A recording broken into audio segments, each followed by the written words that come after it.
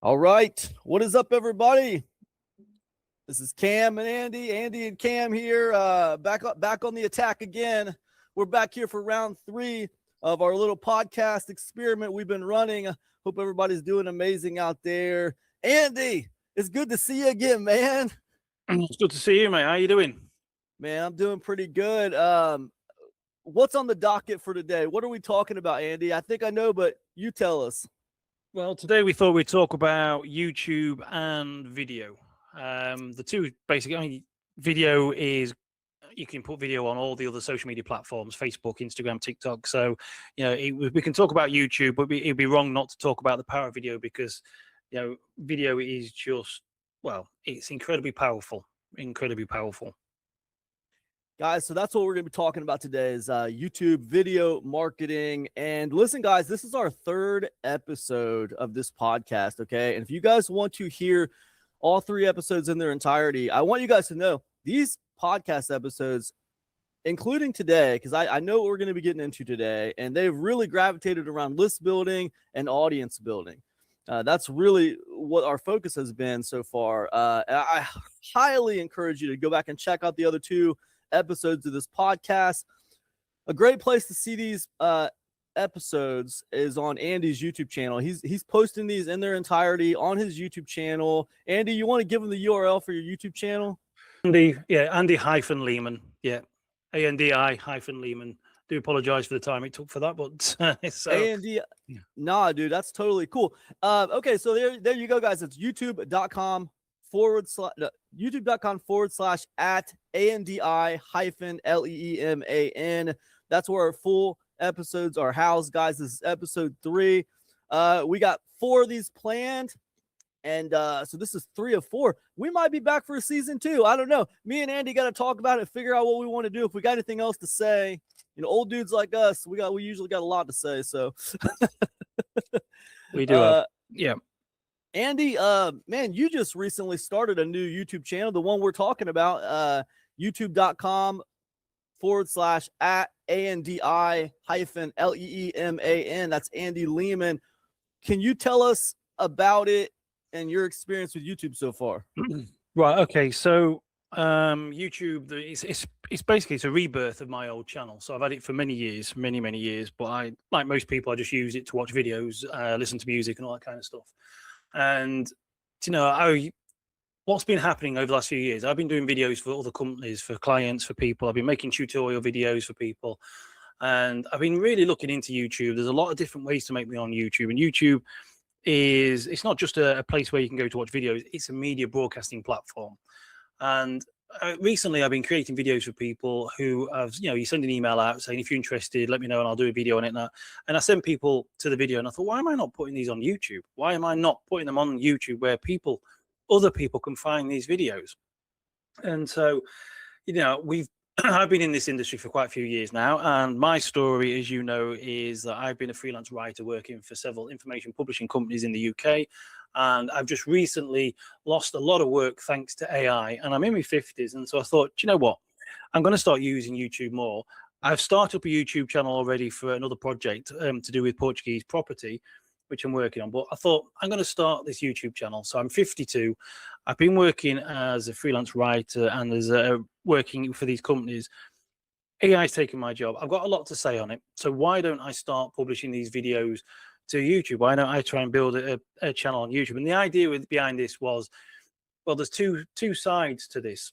Firstly, I wanted to see if I give it a year, whether I can get YouTube to pay my living costs from their AdSense revenue, which we'll get to in a minute, because you just said there's been a change to their acceptance policy, which is new to me, because it used to be 1,000 subscribers and 4,000 watch hours in a year. So I don't know what it is now. But so the challenge is, can I get YouTube to pay my living costs from their advertising revenue? And then can I also use YouTube as a lead generation tool to get people sort of into my business, paying clients? And so that's basically what it is. And the thing about YouTube is, all the reason about videos is that depending on what kind of video it is you make, they can actually be used on multiple platforms at the same time. Do you know what I mean? So you can create something with your phone edit it in CapCut or edits or whatever, and then you can either put it on YouTube, put it on Facebook, put it on Instagram, or put them on all those platforms at the same time. It's that content that can be spread far and wide. So, and it's just one of those things. I realized that I was making video for individuals and for a small handful of people. You know, I've got videos in a school group. I've got videos that I was sending people to on my webpage, and I thought, why don't I just stick them on YouTube and be done with it and have, you know, strangers find them?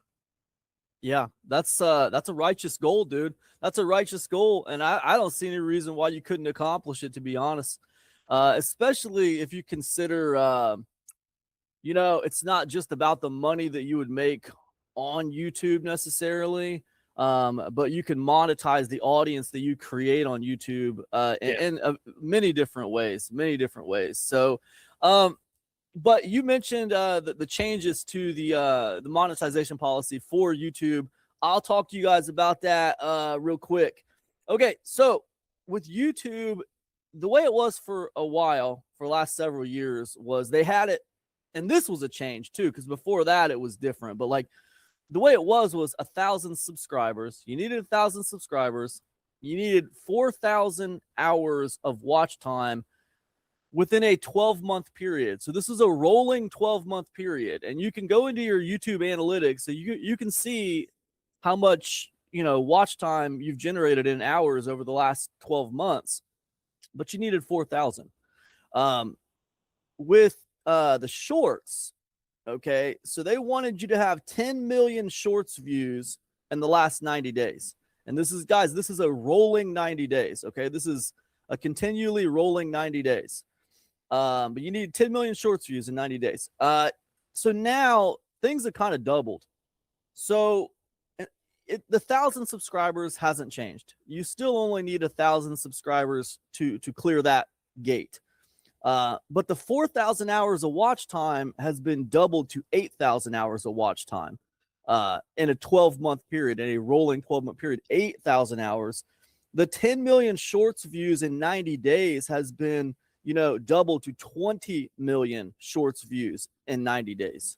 And this is a rolling, and I don't mean to keep saying this, guys, but I just want everybody to understand these are rolling numbers. Like 30 days from today or 90 days from today, well, like tomorrow, it'll be 90 days back from tomorrow. So these are just rolling, steady.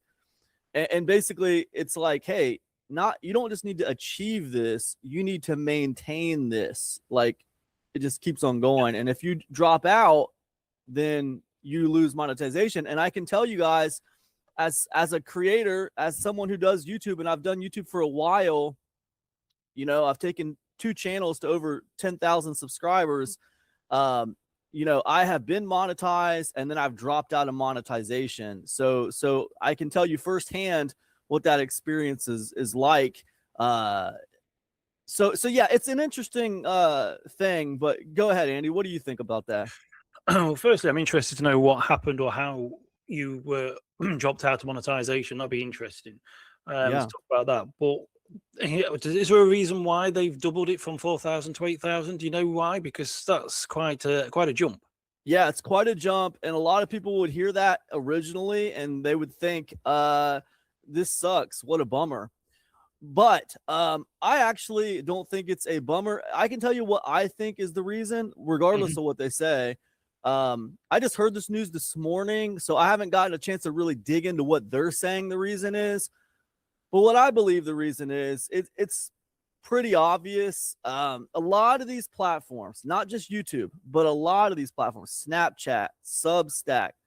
I don't know if Facebook's doing anything yet, but a lot of these platforms, they are starting to defend themselves against artificial intelligence content. We talked about this, I think, in the last episode, how the amount of content that's getting put out there has it's been blown off the hinges, right? If it used to be 1,000 people putting content out there, now it's 10,000 people putting content out there. It's been blown off the hinges for the amount of people now trying to use content. And this is affecting everything. It's affecting email marketing. My bread and butter, where I make most of my money, is through email marketing. And email marketing has gotten harder, man. It's gotten harder to deliver messages where people actually see them. We see open rates going down. we see click-through rates going down. Why? Because people are getting bombarded with content. Everybody's an email marketer now. Because it used to be, oh man, I don't know how to do email marketing. I don't have the skill. Let me get somebody like Kam to show me how to do it and teach me how to write emails. Well, now it's like, man, they make it so easy for people just to generate an email content that everyone thinks they're an email marketer now. And, so like anyways, the amount of content in the email inbox it's not quadrupled, right? It's like 10 times the amount of email traffic out there. Yeah. So that's crazy. Well, it's the same on YouTube. Okay. With YouTube, everybody's a YouTuber now. Okay. Everybody is posting content out there who maybe before they weren't on YouTube. They had no business being on YouTube. They were afraid to be in front of the camera. They didn't have anything important to say. Whatever the reason, they weren't on YouTube. They weren't doing video marketing. Now anybody can do it, and they're being told they can do it. Half the people in my industry are telling people, hey, you can do it. It's easy. My industry, the online marketing, make money online industry, we've sold that easy button for years. For years and years and years, we've sold the easy button. And look, I'm part of that, dude. Let me show you how to do it easier. Let me show you how to do it faster. Let me show you how to do it cheaper. Those 3 words, easier, faster, cheaper, has made me so much money over the last decade. Okay. Well, now AI is the easiest. AI is the fastest. AI is the cheapest. So, everyone's using it. And a lot of people in my industry are AI all the time. All they want to talk about is AI. So I'm kind of a black sheep. I'm kind of an outlier. But yes, you asked me about YouTube, just to come back to it. And I don't mean to blather on here, but yes, I believe they're defending because they're getting so much content on their platform. It's just people chasing the bag, right? Let me make a YouTube channel. Not people like you, okay? Not people like you who are trying to put righteous videos out there teaching people things. I'm talking about people who are just like, dude, I'm not going to be on YouTube. I'm going to make 10 YouTube channels. They're all going to be powered by AI agents. And like, they're just going to plow YouTube with like 100 videos a day on each channel. They're all just going to be low effort, BS, AI crap content. And that's what I'm going to do. So YouTube is like, okay, this is a mess.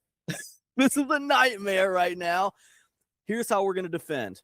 We're going to lower the opportunity for the opportunists, right? The opportunists, we're going to make it harder to actually make money. And by doing so, we're going to discourage some of these people from creating all these AI agent run channels. Have you heard of this? Have you heard of people just doing these YouTube channels with AI agents and stuff? Yeah. Yeah. It's see, in theory, it shouldn't be an issue because basically the idea was that YouTube rewarded you for keeping people on the platform. So if you created videos that kept people on the platform, they could show more adverts to people. Everybody should be a winner, apart from the advertising people, the people who are paying for the adverts. If they suddenly 10,000 people start building channels and their adverts are getting shown on those channels, and they're burning through money, and they're like, well, hold on a second, now we've just spent X amount of money on adverts that we had no return from.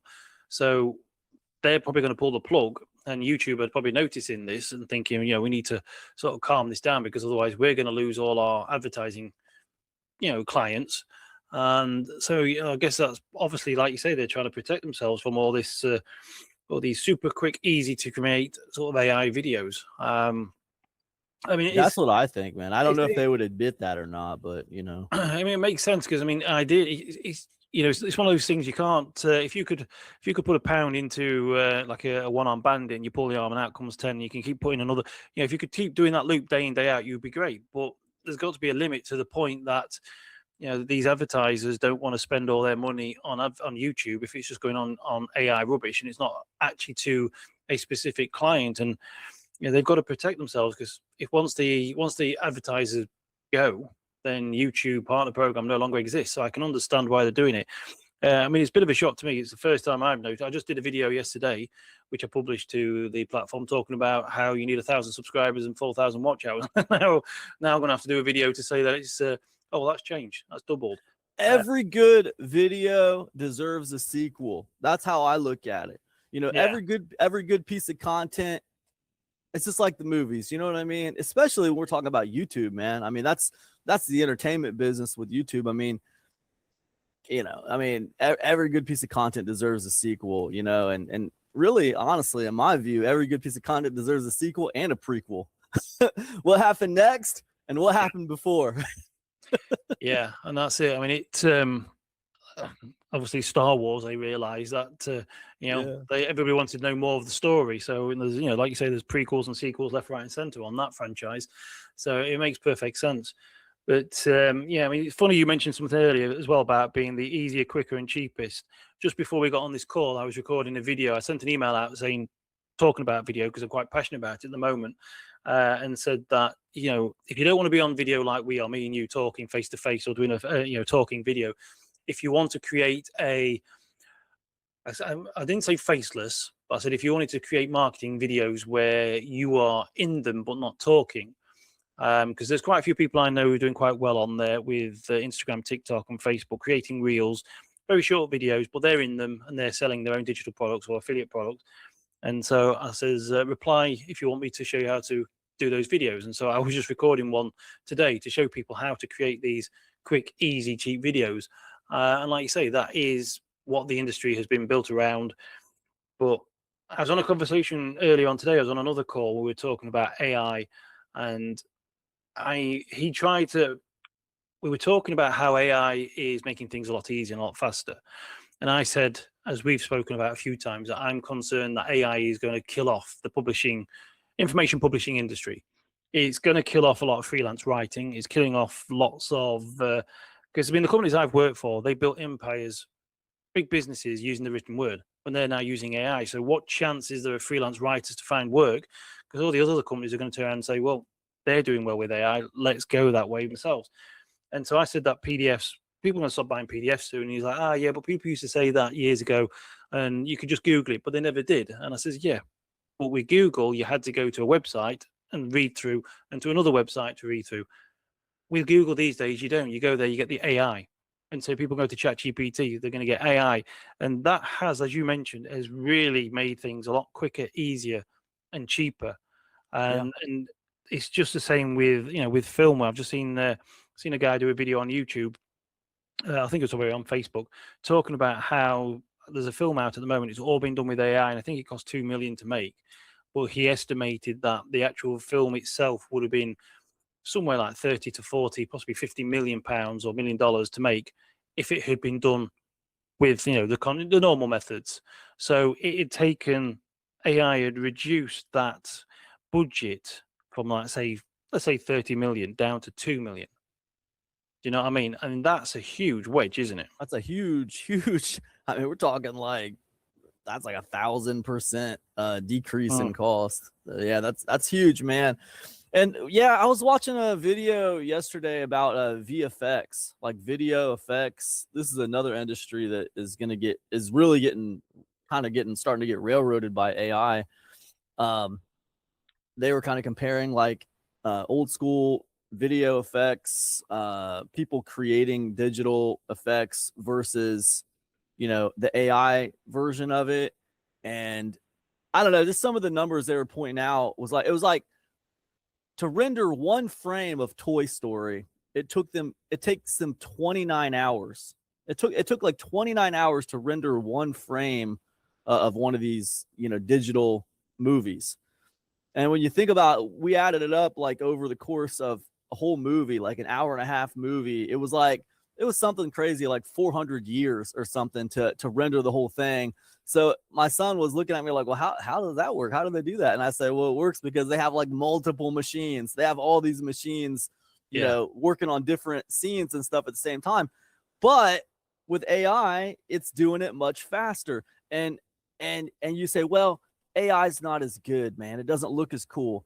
Yeah, it doesn't look as cool maybe yet, but I can't imagine like like it doesn't make sense to me why that wouldn't happen. Why they would not do that. It's probably already happening. They're just not like really being transparent about it because, you know, they don't want to talk. It's like taboo to talk about people losing their jobs or people not getting hired to do work because they're just going to get AI to do it. You know, it's a bad look for them. So the optics are low, but it's probably already happening. It doesn't really make sense to me why that would not happen. I'm not saying I want that to happen or I think that's cool, but yeah, from a business standpoint, it makes sense why that would happen, you know? And that's the VFX industry. There's like 1,000 industries that are facing that same issue. Another one's paralegal, dude. You think about lawyers, and you got paralegal, right? These are all the lawyers' assistants. You know, they're always looking things up for the lawyers, finding things for the lawyers. This is a legitimate job, man. You have to go to school for it.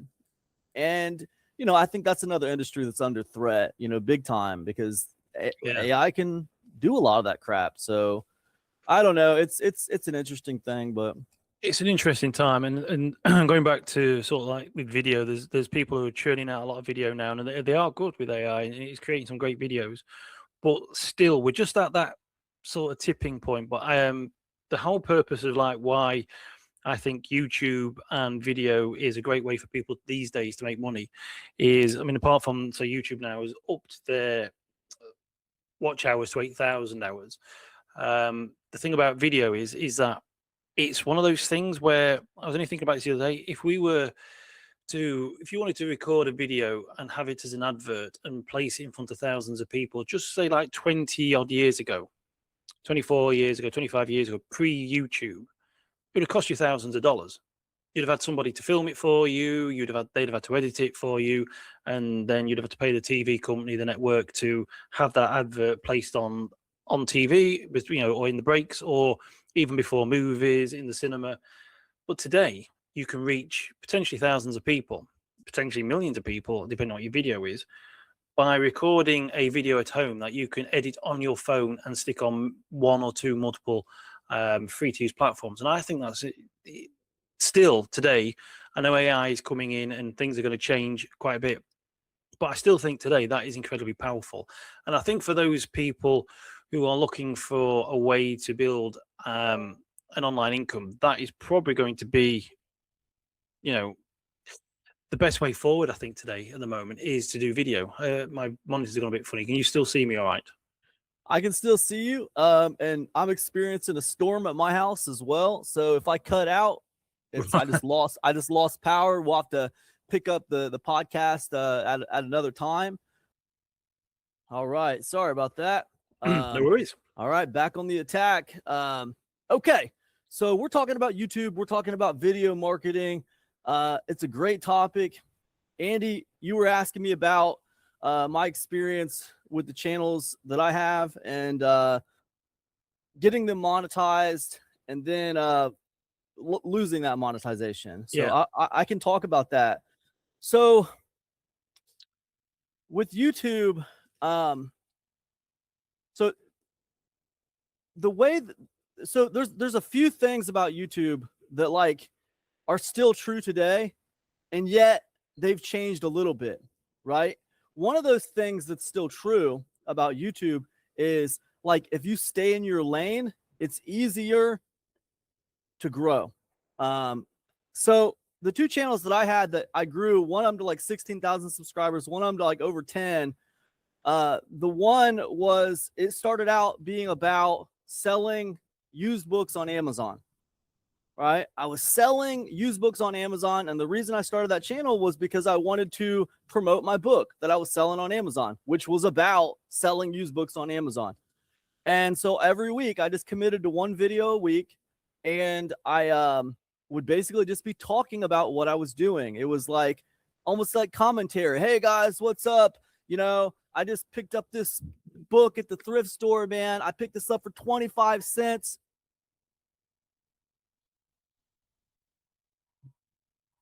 All right, man. I'm gonna jump off here. We just got a tornado warning. So Oh heck. yeah, we'll continue this at a later point, okay? Yeah, sorry to hear that. Look after yourselves. Yes, sir. I'll catch up to you. Okay, mate. Cheers. Bye. Okay. All right. Andy, we are back. And listen, I don't know how this is going to get edited with movie magic, but for those of you who don't know, this has been the craziest episode, episode 3. You know, first I had to cancel on Andy. I had an eye doctor appointment and I had to cancel the day. And then we got on here, and now there was literally a tornado warning in my area. While me and Andy were talking, a thunderstorm rolled through here. My lights were flickering. It was crazy. We had to postpone this. Luckily, in about 20 minutes, it was over. I reached out to Andy and said, hey, do you want to finish this or do you want to reschedule? He's like, let's do it. So here we are again.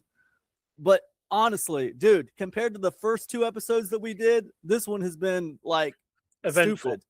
Yeah, It's been eventful.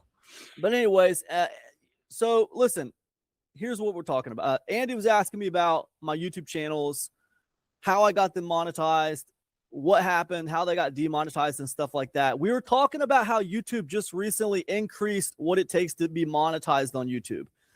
Just to recap, okay, we're looking at 8,000 hours of watch time within a 12-month period, a rolling 12-month period. It's 8,000 hours of watch time.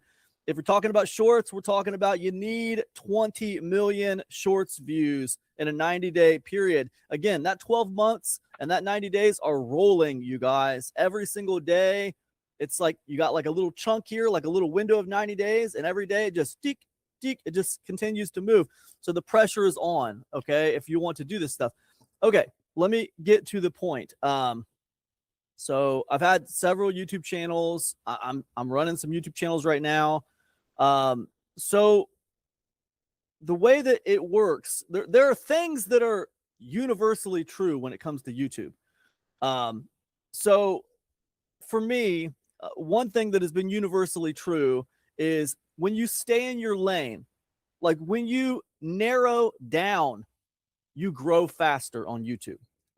So like when I started Zero Fats Returns, that channel was just about selling used books on Amazon. And I was like, I'm going to start a YouTube channel, to push traffic to my book that I'm selling, because I was selling a book. I wrote a book called Broke to Boss, how to make money selling used books on Amazon, right? The book was about selling used books on Amazon. And, I talked about this before, but I thought I was going to make, millions of dollars. And like, for some reason I thought that idiotically. But I didn't. So I thought, well, let me try to drive some traffic. So I started a YouTube channel, trying to drive traffic to my little ebook. And of course, my commitment was 1 video a week. And what was I going to talk about? I was going to talk about what I was doing. Like, whenever you do YouTube, if you're doing these kind of like in the trenches videos where you're talking about what you're doing, this is kind of like one of those things that YouTube likes. They like this in the trenches stuff where you have something going on, whatever it is, whether you're building rocking chairs or you're, selling books on Amazon. They like this in the trenches kind of stuff. And so I was talking about what I was doing, right? So again, if you guys out there, you want to do YouTube, consider, talking about the action that you're taking. Think about it. The way I look at it is kind of like, I'm a sports fan, right? So the way I kind of look at it is like with sports, you have announcers and you have color commentators, and they are giving you the play-by-play as the game happens. They're telling you what's going on, especially if you listen to it on the radio. That's kind of YouTube, like if you can give a play-by-play for what you're doing in your business or what you have going on, YouTube likes that kind of content. But again, staying in your lane. That first YouTube channel was about selling used books on Amazon. That's what it was about. And it grew very quickly. Now, as it grew, I started to grow. I started growing as a marketer. I started becoming less of a used bookseller and more of like a marketer. So as I grew as a marketer and a business person, I wanted to talk about, think about it. What did I just say I was doing? In the trenches content, right? I'm talking about what I'm experiencing. And it worked really well when I was talking about one thing, when I was talking about used books and selling on Amazon. All the people who wanted to sell on Amazon were attracted to my channel. But then as I grew, in my mind, I'm still talking about what I'm doing. You know what I mean? I'm still talking about what I'm doing. Well, what I'm doing changed, man. I started a membership club. I started doing affiliate marketing. I started launching digital products. And that is what I was doing. And like, as that changed, as what I was doing changed, and as I grew, the people who watched my channel, you know, the original audience, they still wanted to learn about Amazon just because they were watching me because something they were getting out of it. They weren't watching me necessarily because of me and my journey. They were watching me because they were hoping maybe they could sell books on Amazon, you know? So I fragmented the audience, and that's the first thing I would say about YouTube is, you know, it's very helpful to stay in your lane. And a lot of people, I think, make the mistake of not niching down enough. And this was back in, I think I started that channel in 2016. Okay, so now it's just 2026. Okay, so you really got to niche down. You know, if you want to take advantage of staying in your lane, the reason you stay in your lane is because you want to reduce your competition, right? If I try to make a channel about email marketing, like, there's a million YouTube channels about email marketing. There's a million YouTube videos about email marketing. Like, I need to reduce my competition. I'm not just going to talk about email marketing. I'm going to talk about Aweber, or I'm going to talk about Greenlamp, or I'm going to talk about MailChimp. Only MailChimp. All I talk about on this channel is MailChimp. Or I could do it in another way, right? I could reduce it in another way, and I could say, you know what? Email marketing for people over 50. Or email marketing for people who hate AI. And I think you were talking about something like this last week, but just, you know, just reducing competition. And with YouTube, it's about staying in your lane and trying to find a way to reduce competition as much as possible so you can grow faster. That's what I would say about that. So how did you lose your monetization then? What happened there? Well, so it's kind of a tale of two cities, because with that one, with that channel lost monetization because eventually I fell below the thresholds that they had set. The reason I fell below the thresholds is really two reasons. One is what I already talked about, not staying in my lane. Okay. The channel was about selling on Amazon. Okay. Now I was selling my book, making one video a week. And then I decided to open up a membership site called Adventures on the River. And it was $14.97 a month. And my channel was doing great, driving traffic to that membership club. Now things started going off the rails when I became a better businessman, and I started talking about other things besides selling books on Amazon. I didn't want to talk about selling books on Amazon anymore. I wanted to talk about affiliate marketing. Guys, listen, I don't want to tell you about some book I got at the thrift store, okay? Because check it out. I just made like $1,000 in the last 2 days firing off a couple emails, okay? I want to talk to you about that.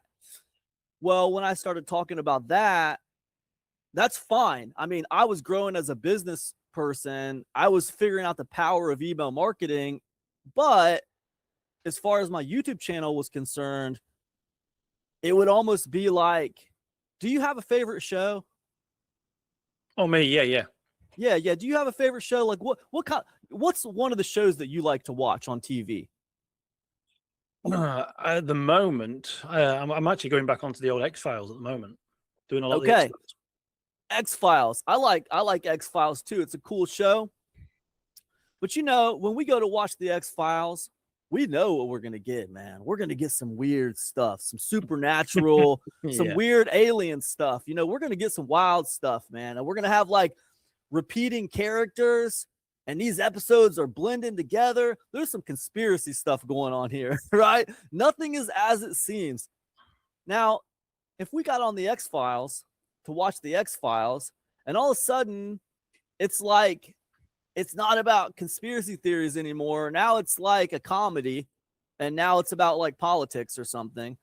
And maybe next week it's a documentary and it's not even the same deal. We're going to start being like, wait a minute, hold up a second, dude. This isn't really what I signed up for. I want to watch some weird ghost stuff, man. I want to watch some weird conspiracy stuff. This is not the same thing. Yeah. So that's how it was for me, man. I was growing as a marketer and I was getting, better as a businessman, but my channel wasn't respecting this idea that I'm talking about, staying in your lane. People get on YouTube, especially in the trenches, people like you and me, we make this mistake a lot because we're in the trenches and we want to talk about what we're doing. I want to talk about what I'm doing. I want to talk about my experience. But I think what people forget is a YouTube channel is a TV show. Like, it doesn't matter if it's just you standing in front of the camera talking or you put on big budget production like you were talking about. It's a television show.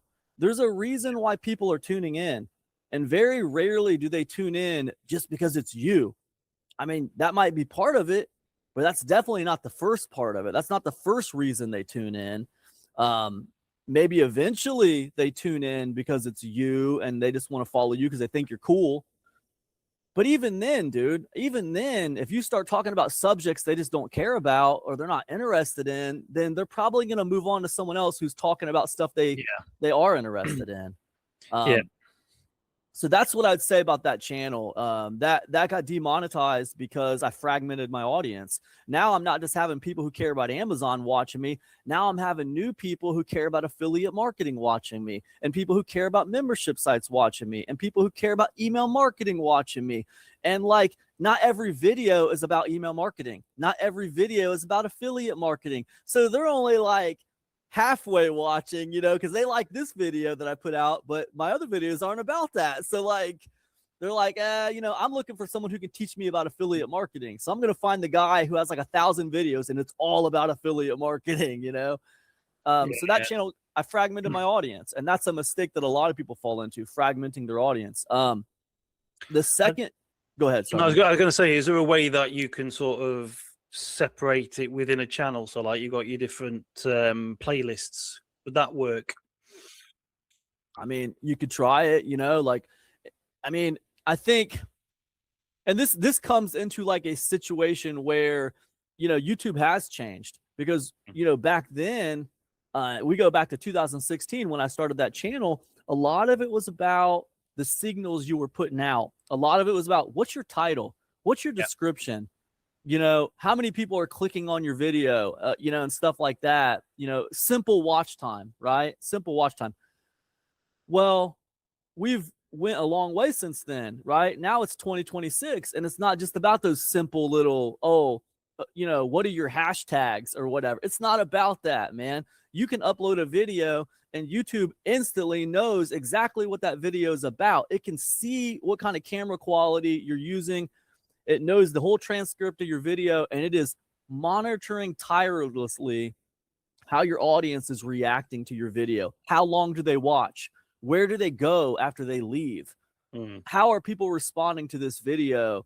Like, the amount of analytics they have now is so different. It's not as simple as just staying in your lane.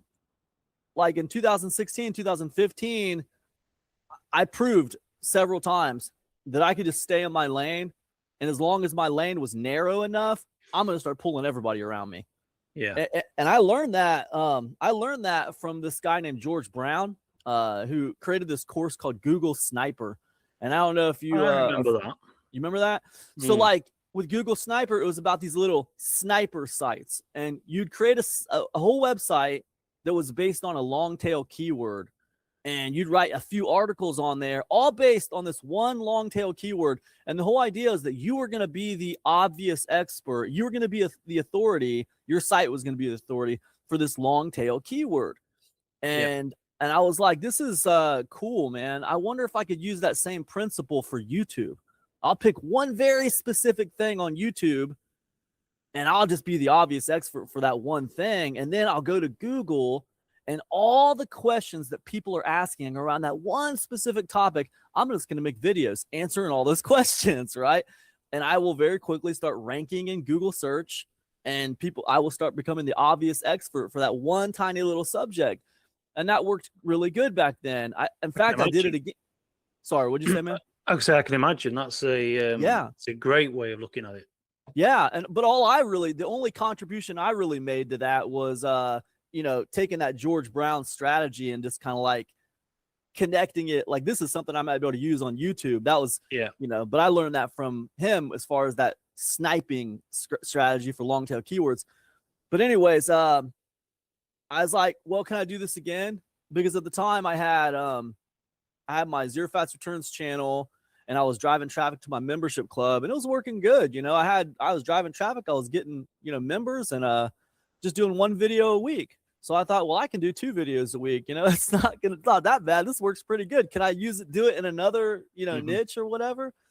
So at the time I was trying to lose weight, right? Story of my life. For a long time, I was trying to lose weight until I finally took it seriously and lost weight. But like, I was trying to lose weight, we'll say.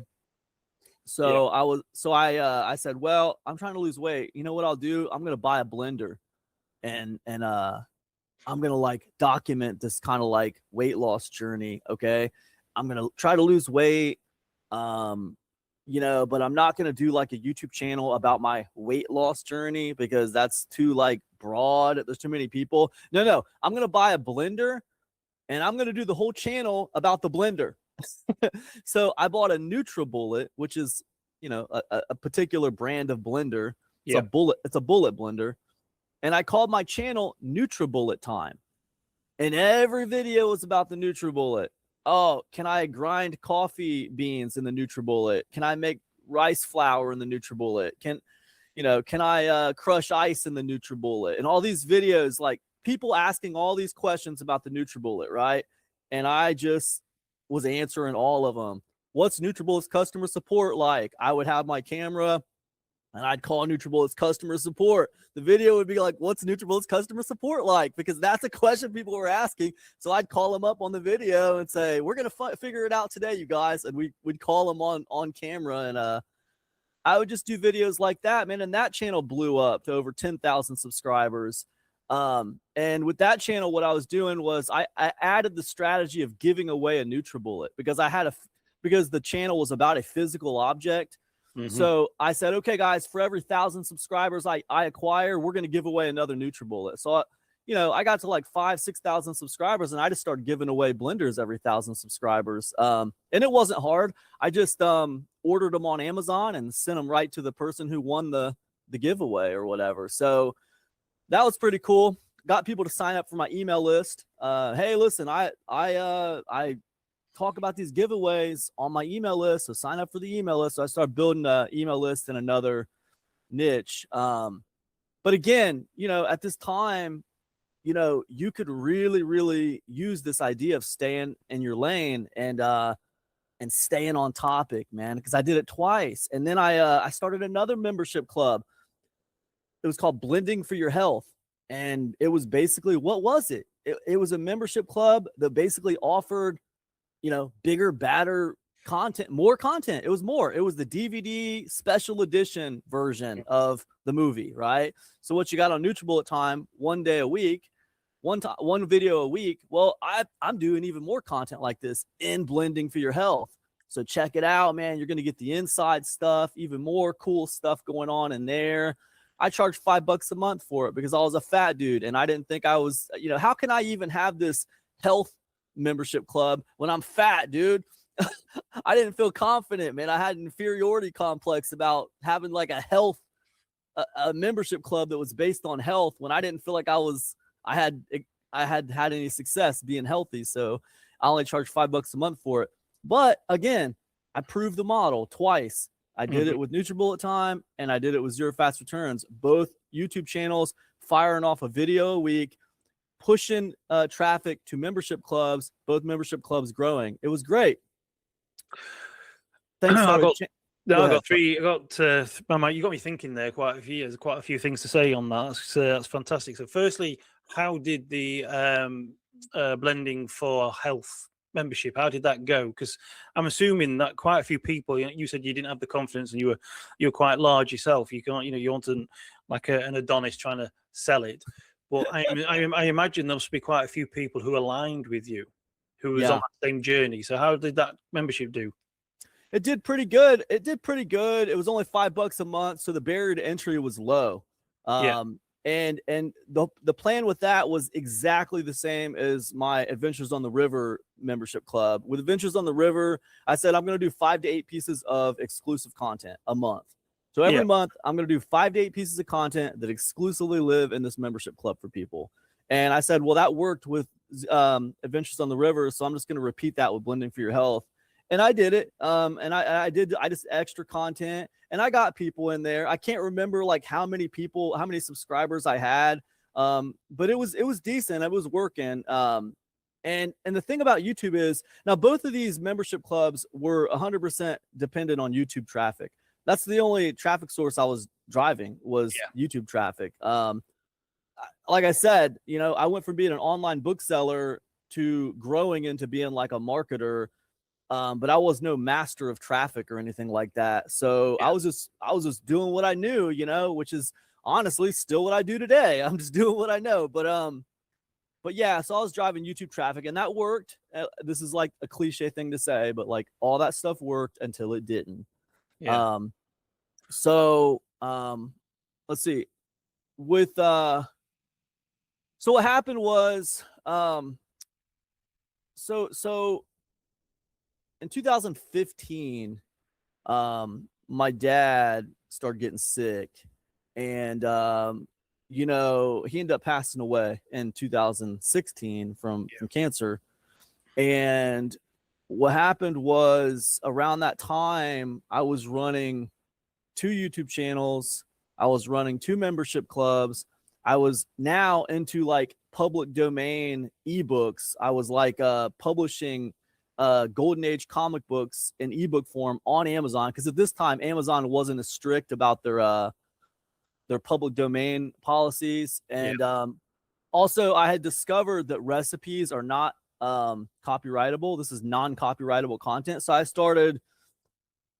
because once I started figuring out I could push traffic to YouTube from YouTube to my Amazon for my ebook, I was like, man, could I put some more ebooks out? I don't want to write another ebook I can't write all these ebooks, man. Just writing one ebook was hard enough, writing one book. But, still, I'm making good money selling books and selling stuff on Amazon, but it's work, dude. If you've ever done reselling, man, you got to get out there and hustle. You got to source the stuff. Then you got to list the stuff. You got to send the stuff off. So there's a lot of physical work. It's almost like you just work for yourself. So I was interested in digital. So I was like trying to, figure out easier ways to do things. So anyways, I'm running 2 YouTube channels. I'm selling digital ebooks going on. I'm doing Amazon Associates, which is like affiliate program for Amazon. I'm actually selling a bunch of physical goods on Amazon. Now I'm into Amazon fulfillment. It's called FBA, where you don't send the stuff directly to the customer. You send it to Amazon warehouses and they handle fulfillment. So I was doing that now. But I had a climate controlled storage unit with thousands of books in it. I was doing, long story short, I was doing a lot of stuff. I had a lot of crap going on. By this time, I had already done a couple digital product launches. I was doing affiliate marketing. I had a lot going on, man. I had a lot of stuff I was juggling. I remember doing a coaching call at the hospital with my dad, like just being there with my dad and taking a step out to do a coaching call from one of the waiting rooms. And I thought at the time, like, man, this is just like, I don't know, man. I was just feeling burned out, I was feeling very burned out. So like I, at the end of 2015, I said, you know what, man, I don't want to do, Amazon stuff anymore, man, because this is kind of like, I'm going too deep into this, but when I first started selling, the book, the original book with the YouTube channel, I started driving traffic. It wasn't Zero Fast Returns channel that was driving traffic to my book that was for sale on Amazon. Yeah. It was the Zero Fats channel. Okay. And what happened was they terminated my channel for no reason. I had like 2,000 or 3,000 subscribers at that time. That was yielding me like $500 to $700 a month and revenue just from ad revenue from YouTube. Yeah. Which that wouldn't happen today, but that's how it was back then. But they terminated my channel without telling me why. I didn't have any idea. They didn't tell me. So when they did that, they terminated my channel. Immediately, I lost $500 to $700 a month, and I lost that traffic source for my book.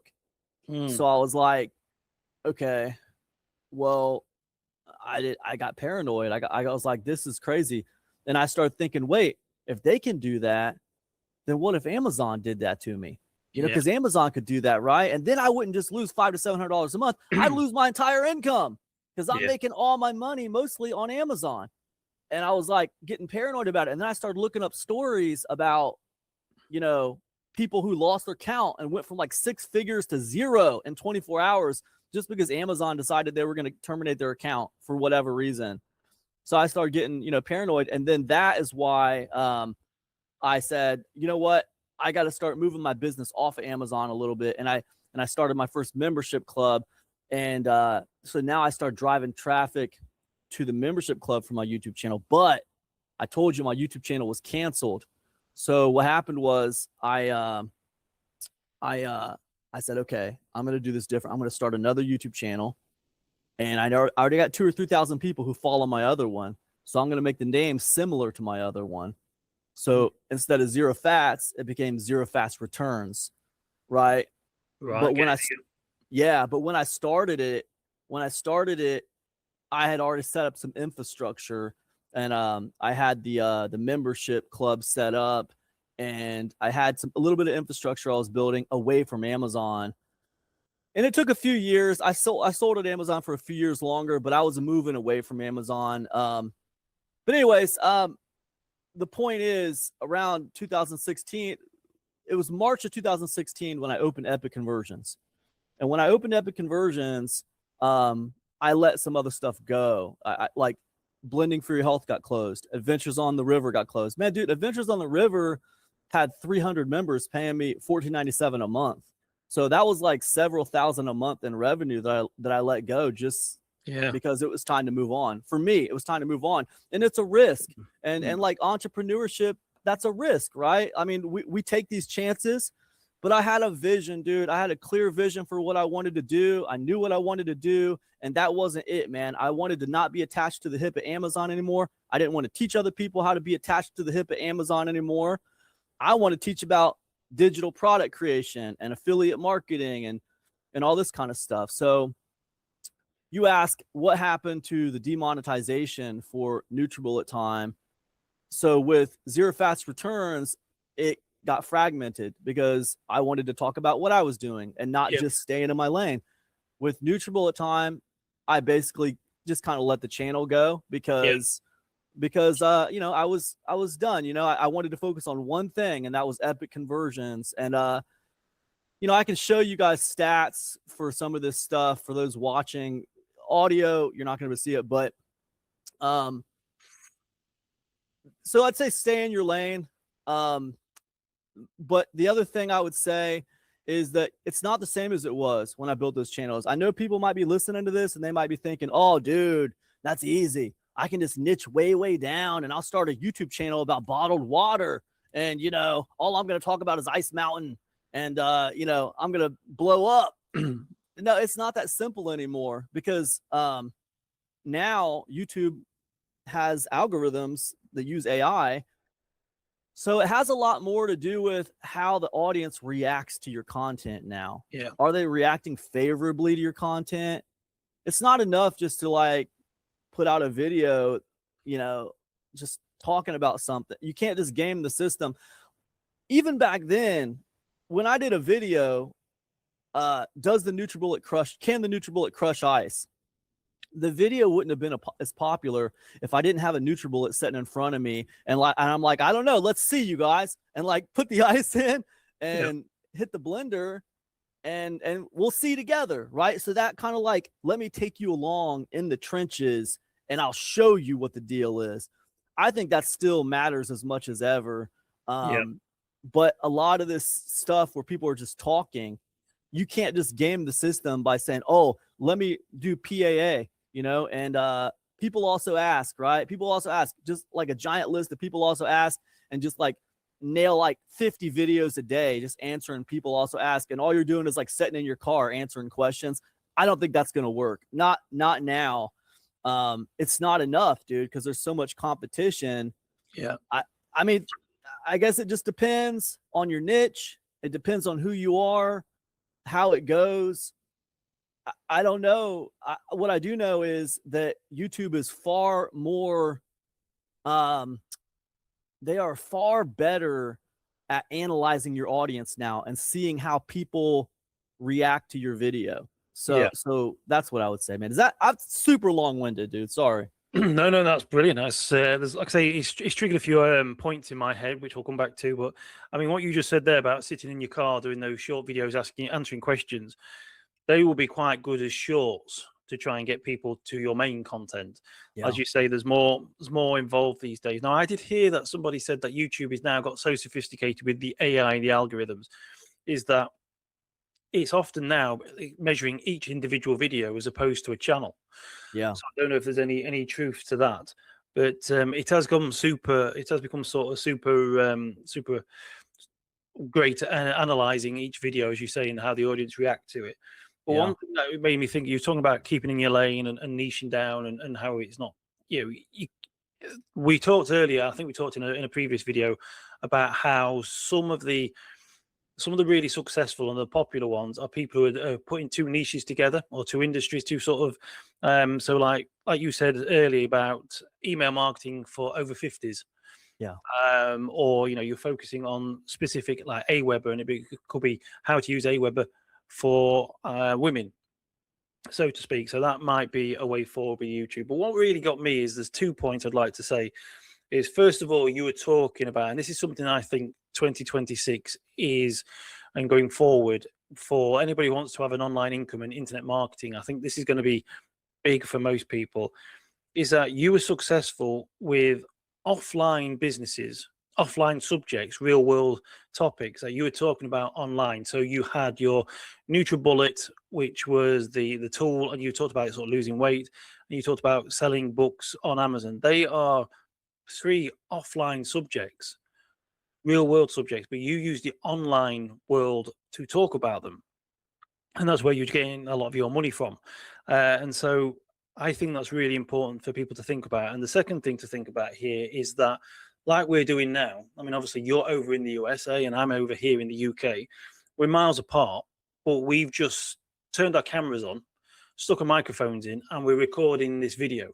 When you were doing your YouTube channel, when you were doing like 1 video a week for your Amazon stuff, I'm guessing that you basically would turn your camera on, sit and talk about the books that you're selling. I mean, I don't know if you did a bit of screen flow or anything like that, but you just created video, popped it on YouTube, and then that YouTube was directing people to your book or to your membership.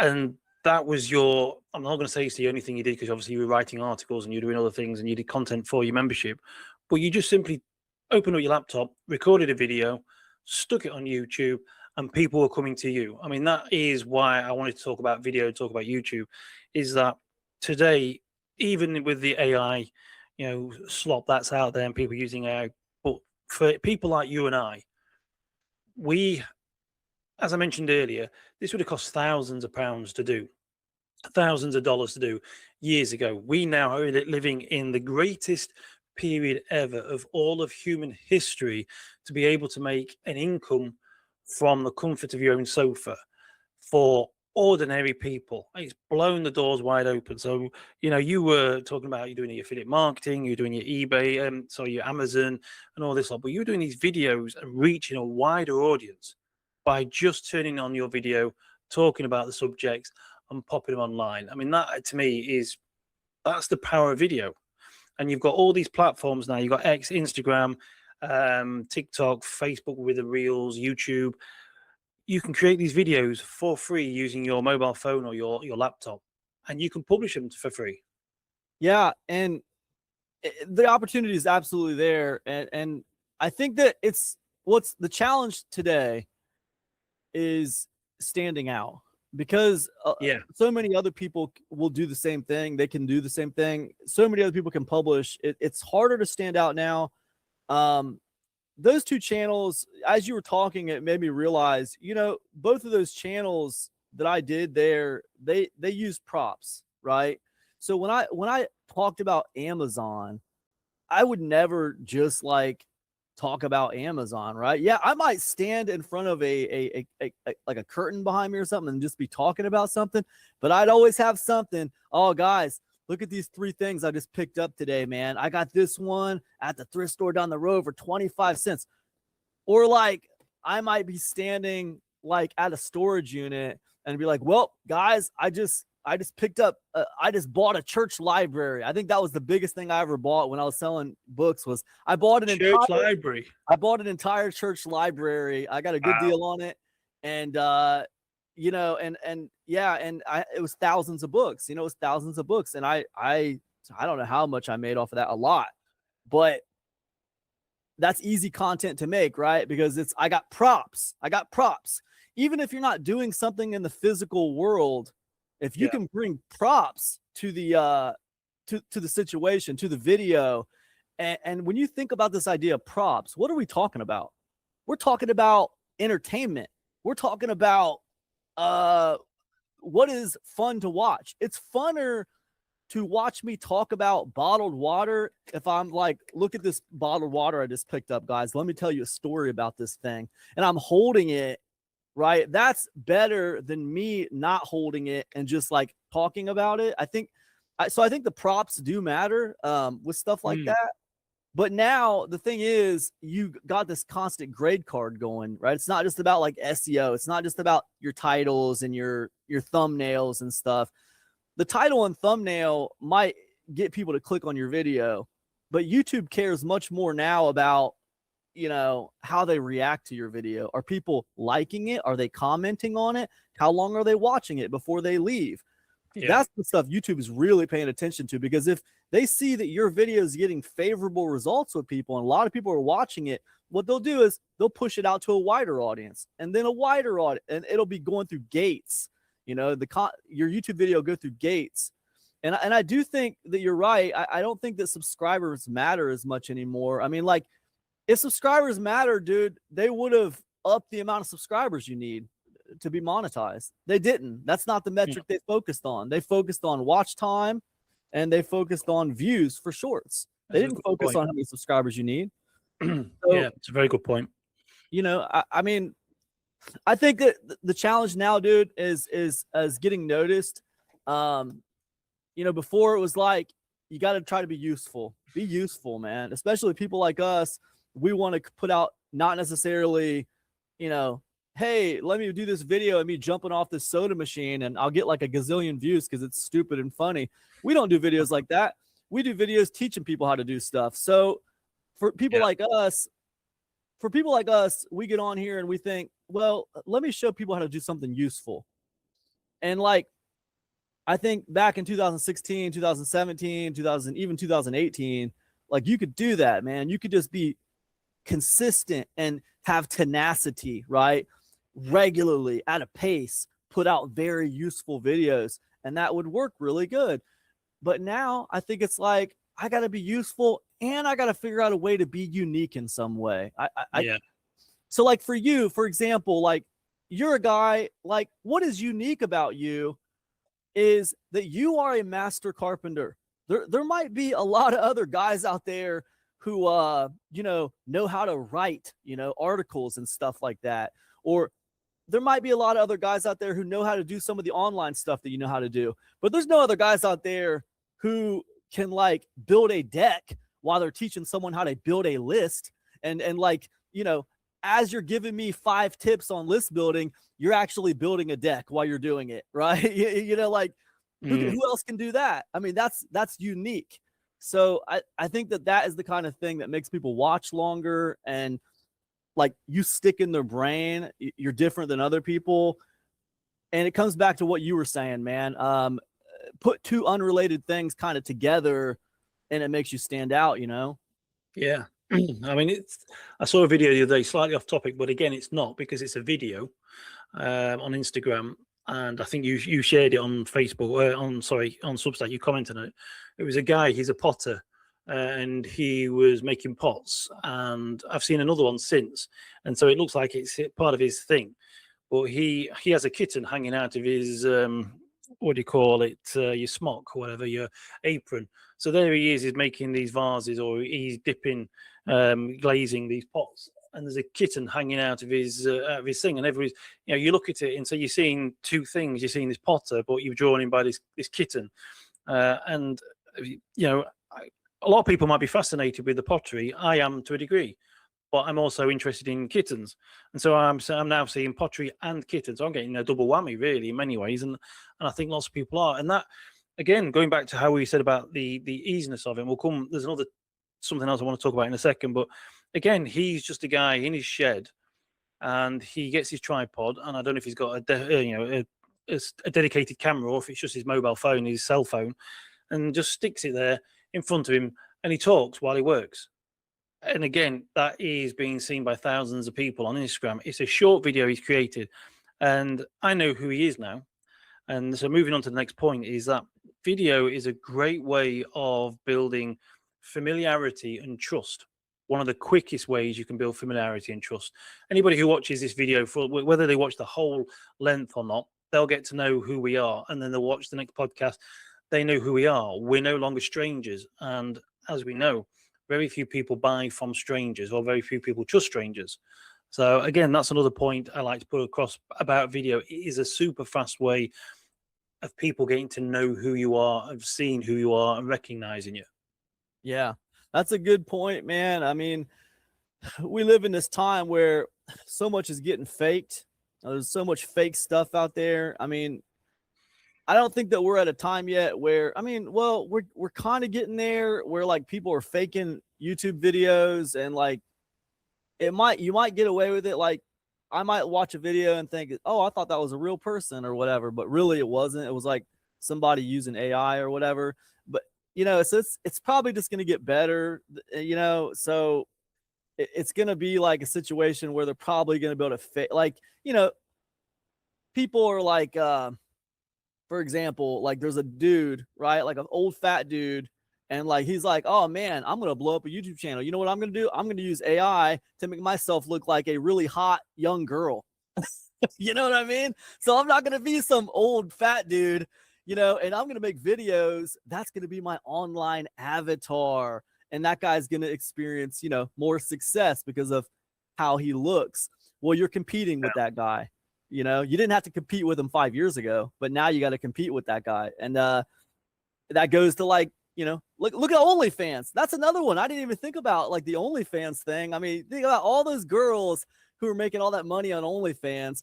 Now, I haven't looked into this, but I bet you now they're probably competing with old fat dudes create like AI whatever, you know what I mean? And now that industry's getting wrecked. Another industry getting wrecked by, it's probably a good thing that industry's getting wrecked by AI, but still it's true. I have actually seen some women complain how they're now competing against AI generated models. It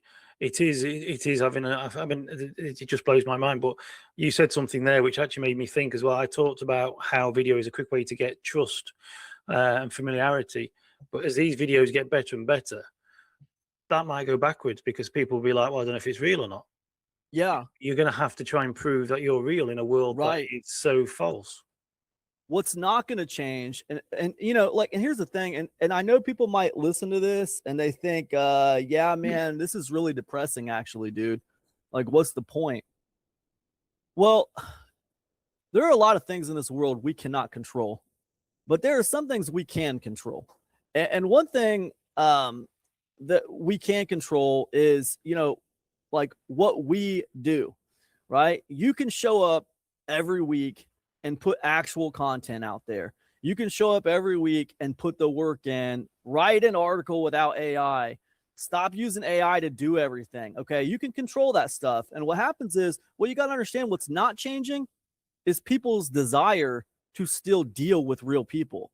Just because people can fake it, that doesn't mean that the people watching it wanted to watch fake stuff. They still want to listen to real people talk. They still want to consume information by real people, and that hasn't changed. No matter what else has changed, what the customer wants hasn't really changed that much. So I take comfort in that, because if I got a store and I sell cupcakes and a whole bunch of other stores around me start selling cupcakes, but their cupcakes are fake, my cupcakes are real, well, you know, their cupcakes might be cheaper than mine, but it still didn't change the fact that the customers still want real cupcakes. Yeah. They might go off and consume some fake cupcakes because they're cheaper.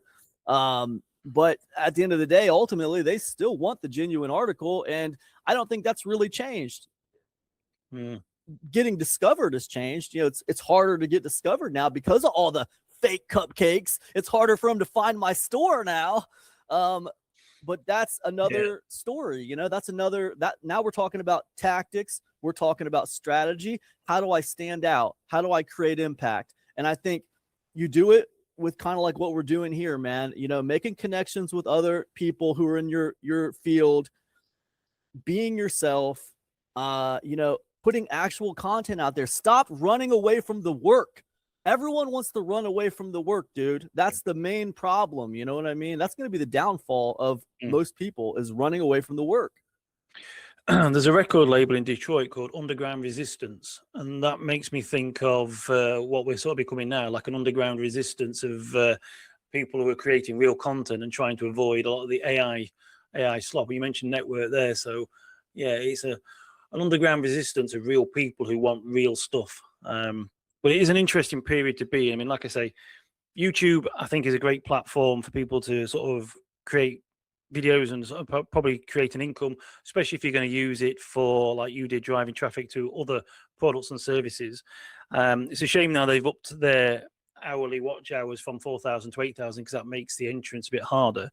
But videos is a great way of sort of starting an online business. And I think, as we mentioned earlier, sort of an offline, real world subject will be great, but it is an interesting period to be in, because there's so many people now creating so many false, fake AI videos. It's, you know, so here I am saying it's a great way. It could, again, that is he's slightly been eroded by all the AI avatars. I mean, there's several internet marketers. I mean, Anik Single is one of them.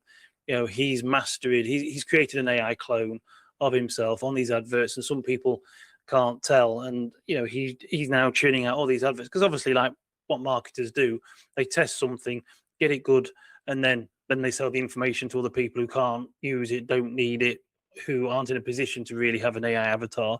But, you know, it's, and I mean, I am seeing videos on Instagram, adverts on Instagram for things like Tai Chi and stuff like that, and they are AI generated people. And it is, we are hitting a point soon where we ain't going to tell who's who or what. Well, I'll tell you what, man.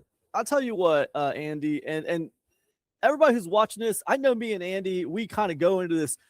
You guys might say we're going into doom mode, and we're like equivalent of doom scrolling on a podcast. That's not what we're trying to do, you guys. We're realists. We're just calling it like we see it. We both want to win. Neither of us have like resigned to just like giving up and everything sucks now. That's not how we feel, but we got to be real about what we're seeing too. Now here's what I know for sure. All right. Yes, YouTube doubled everything. Yes, it's harder to get monetized from YouTube. But the thing is, guys, what you got to understand is YouTube's going to do what they do, and you can't control that. They've changed lots of things at lots of times. I remember a time where anybody would be monetized. As soon as they start publishing videos, they could be monetized. You didn't have to achieve any kind of level of watch time or anything. You could just start making money as soon as you start publishing videos. It was like that for a while. Here's what I know for sure that has not changed. Okay. When I started Zero Fats Returns, I was driving traffic to a membership club when that channel only had probably 1,000 or 2,000 subscribers. You know, all you need is 1,000 subscribers where you got like 80% of them give a crap about what you have to say. If you can get 500 people to watch your video every week, you can make a full-time living with that. Okay. You can make a full-time living with that. So you don't need YouTube's monetization before you start profiting wildly off of the audience you build on YouTube. You don't even need a big audience, man. If you got 1,000 people, 500 to 1,000 people who care about what you have to say on YouTube, when you publish a video, if you can capture their email and put them on a list, you can start a membership club, you know, a low ticket membership club, guys, $10 a month, right? 10 bucks a month or whatever. I said, oh, Cam, well, what do I even put in there? Can't do a membership club. Yes, you can, dude. You can do a membership club. Go to Substack and start a paid newsletter. Go to freaking Patreon and start a Patreon. What do I put in there? Oh, dude, just put like a bigger, badder version of your YouTube channel in there. You do one video on YouTube a week, do another video for your Patreon or your Substack, and that's the cool extra behind the scenes stuff, or you got a 40-minute video, you cut it down to a 10-minute video for YouTube, and the whole undeleted version is boom, that's in your Patreon. It's just like a bigger, badder version of what you're already doing, man. You're leveraging work you're already doing anyway. But you spend 3 hours editing a 40-minute video down to 10 minutes. Cool. Leave the unedited version in your Patreon. All right. You don't need what is it? Some goofy ass amount, 8,000 hours of watch time, or what did I say? I wrote these down. It's a lot, right? It's a lot. It was 8,000, yeah. Yeah, 8,000 hours in a 12-month period, and it rolls. Okay, it rolls. That means you must maintain that. So what do? They put you on a treadmill. That's what they do. They're putting you on a treadmill so that you keep up the pace constantly. You're constantly, oh, I got to publish this week. I don't want to drop below my 8,000 hours of, watch time. That's their deal. Okay. That's their deal. Use the platform. Don't let the platform use you, build an audience there, pull them off the platform by putting them on an email list. I'm telling you, you don't need that many of them. You don't need whatever goofy ass number that YouTube decides they'll want to throw at you this year. They're just trying to protect their platform from AI, because what's going to happen is, like you pointed out, Andy, if the advertisers disappear, then the platform doesn't have value, because their product is the person who watches. Their product is the attention that they get. Yeah. So yeah, I mean, it's really about, can you capture 500 to 1,000 people on an email list who all care about what you have to say on your YouTube channel? Because if you can make a full-time living off of that. You don't need YouTube's monetization before you start making some serious bank. That's what I know, and that hasn't changed. What do you think, man? I think that's spot on. I mean, my YouTube challenge, like I say, it's in two parts. It is to see if I can get YouTube to pay my living costs through the advertising revenue. So obviously my work's cut out now. I've got to double from 4,000 to 8,000 hours. But the second part is what you've just highlighted there. So for example, you mentioned Patreon, but if there's school as well. School. So for school is $9 a month for a one community, one admin, which I think works out, my maths is not brilliant, but I think it's about $108 a year. That's $108. I mean, that's just ridiculous. So if you are trying to get YouTube monetized, so you can create your videos while you're doing that, but you also at the same time, you can have, each video could have like a little call to action or a pointing out to go to your school group where you'll learn more. And like you said, I love the idea where you say you record a 40-minute video, break it down into 10 minutes for YouTube. The rest of it can go onto your school group. Or the other thing I was thinking of is, like, when you sit down to record a video for YouTube, you write down one idea for what the video is going to be, then you just write down a second idea. Once you've recorded it, you've hit stop recording. Before you start to edit that video, you just record again and you do another one. You can sit and do 2, possibly 3 videos a day. So in one sitting, so your one video goes to YouTube, the other 2 goes into your exclusive group.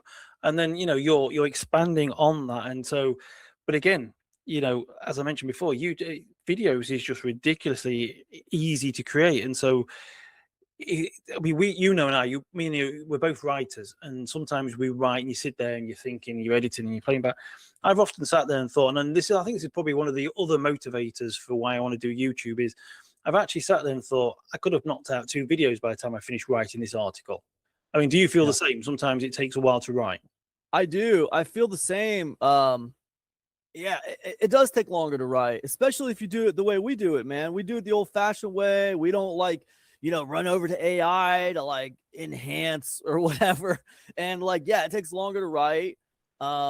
It's, I guess, not to tell you, really, you already know this, but to tell other people watching this, I mean, I am of the mind, and maybe this is like not everyone else's opinion, but I am of the mind that you kind of need all three, audio, written, and video, just because like you're pulling different audiences.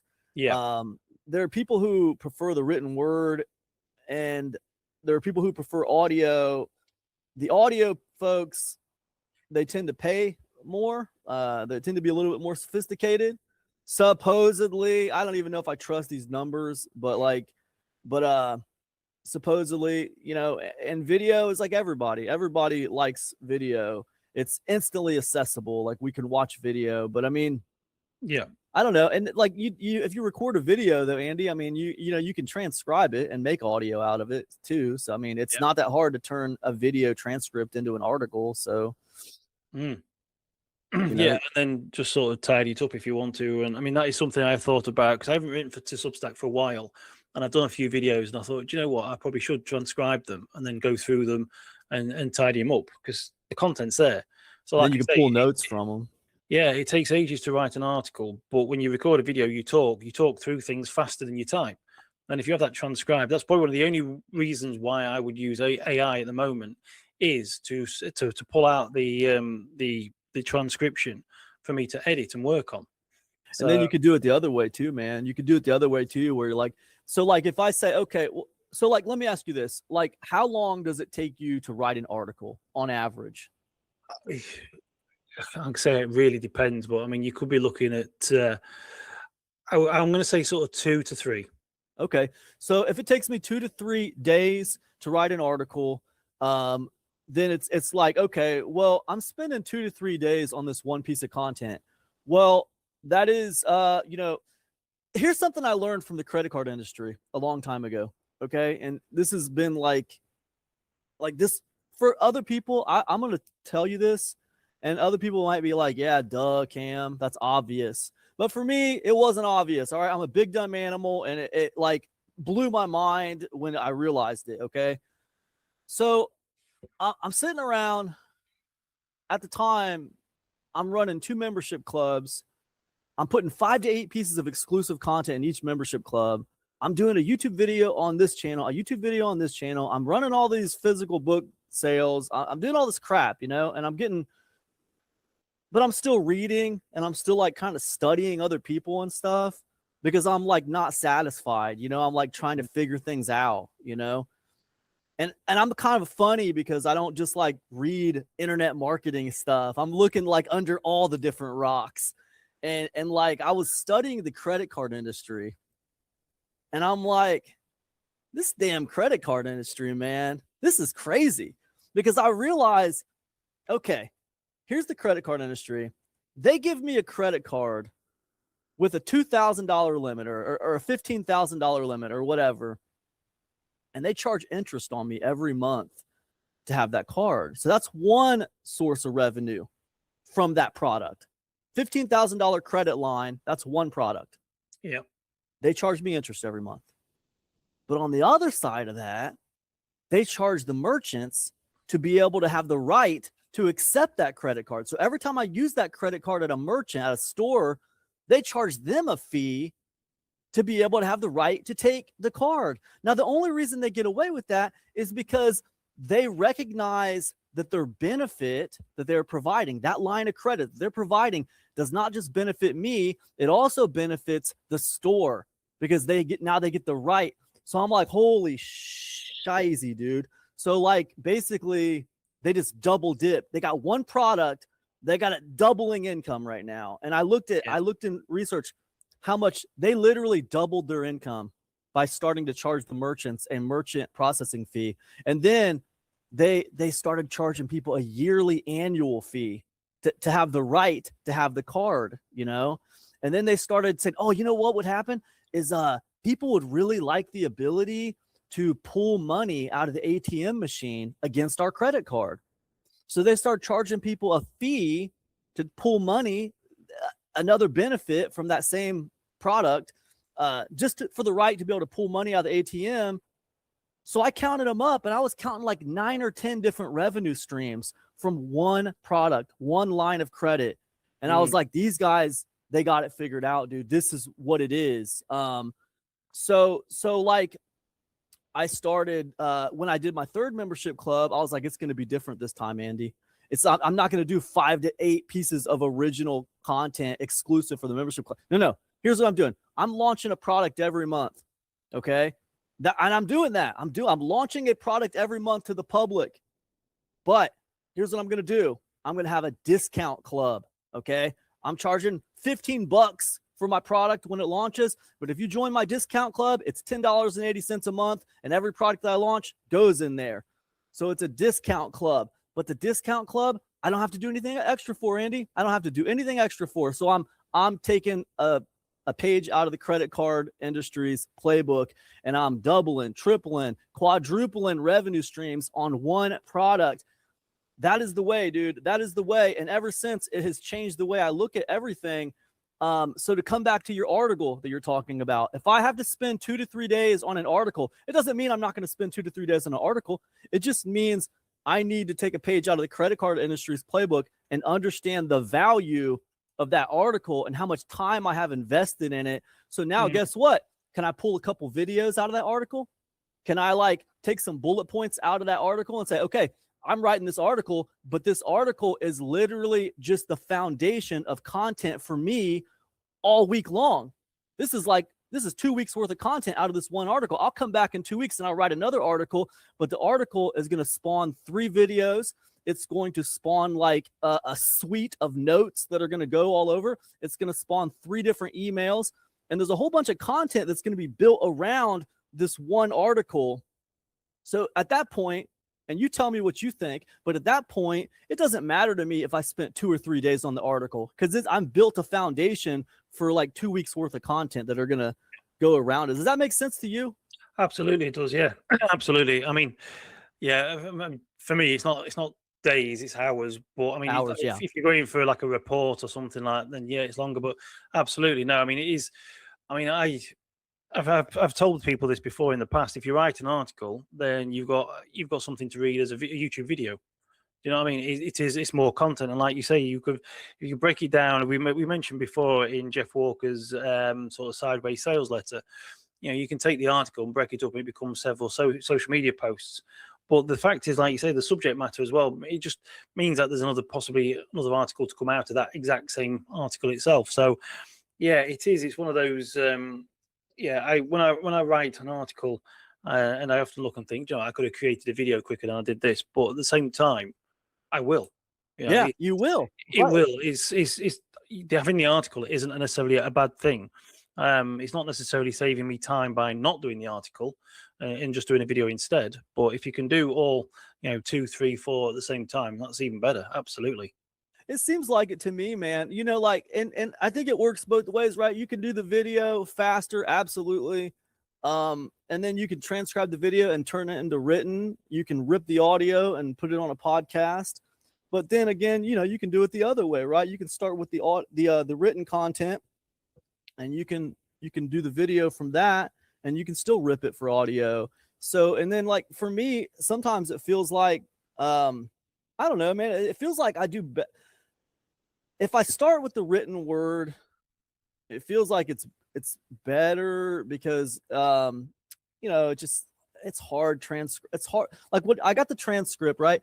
And, I will use AI for transcriptions. I'm not going to lie. I'm not like a just absolute hater of all AI. Like I think AI does a good job with transcriptions. I'm aware that that wrecked an industry too a few years ago. Like, cause if I wanted a transcription before, I had to go to Fiverr and pay someone to transcribe something for me, or I had to do it myself.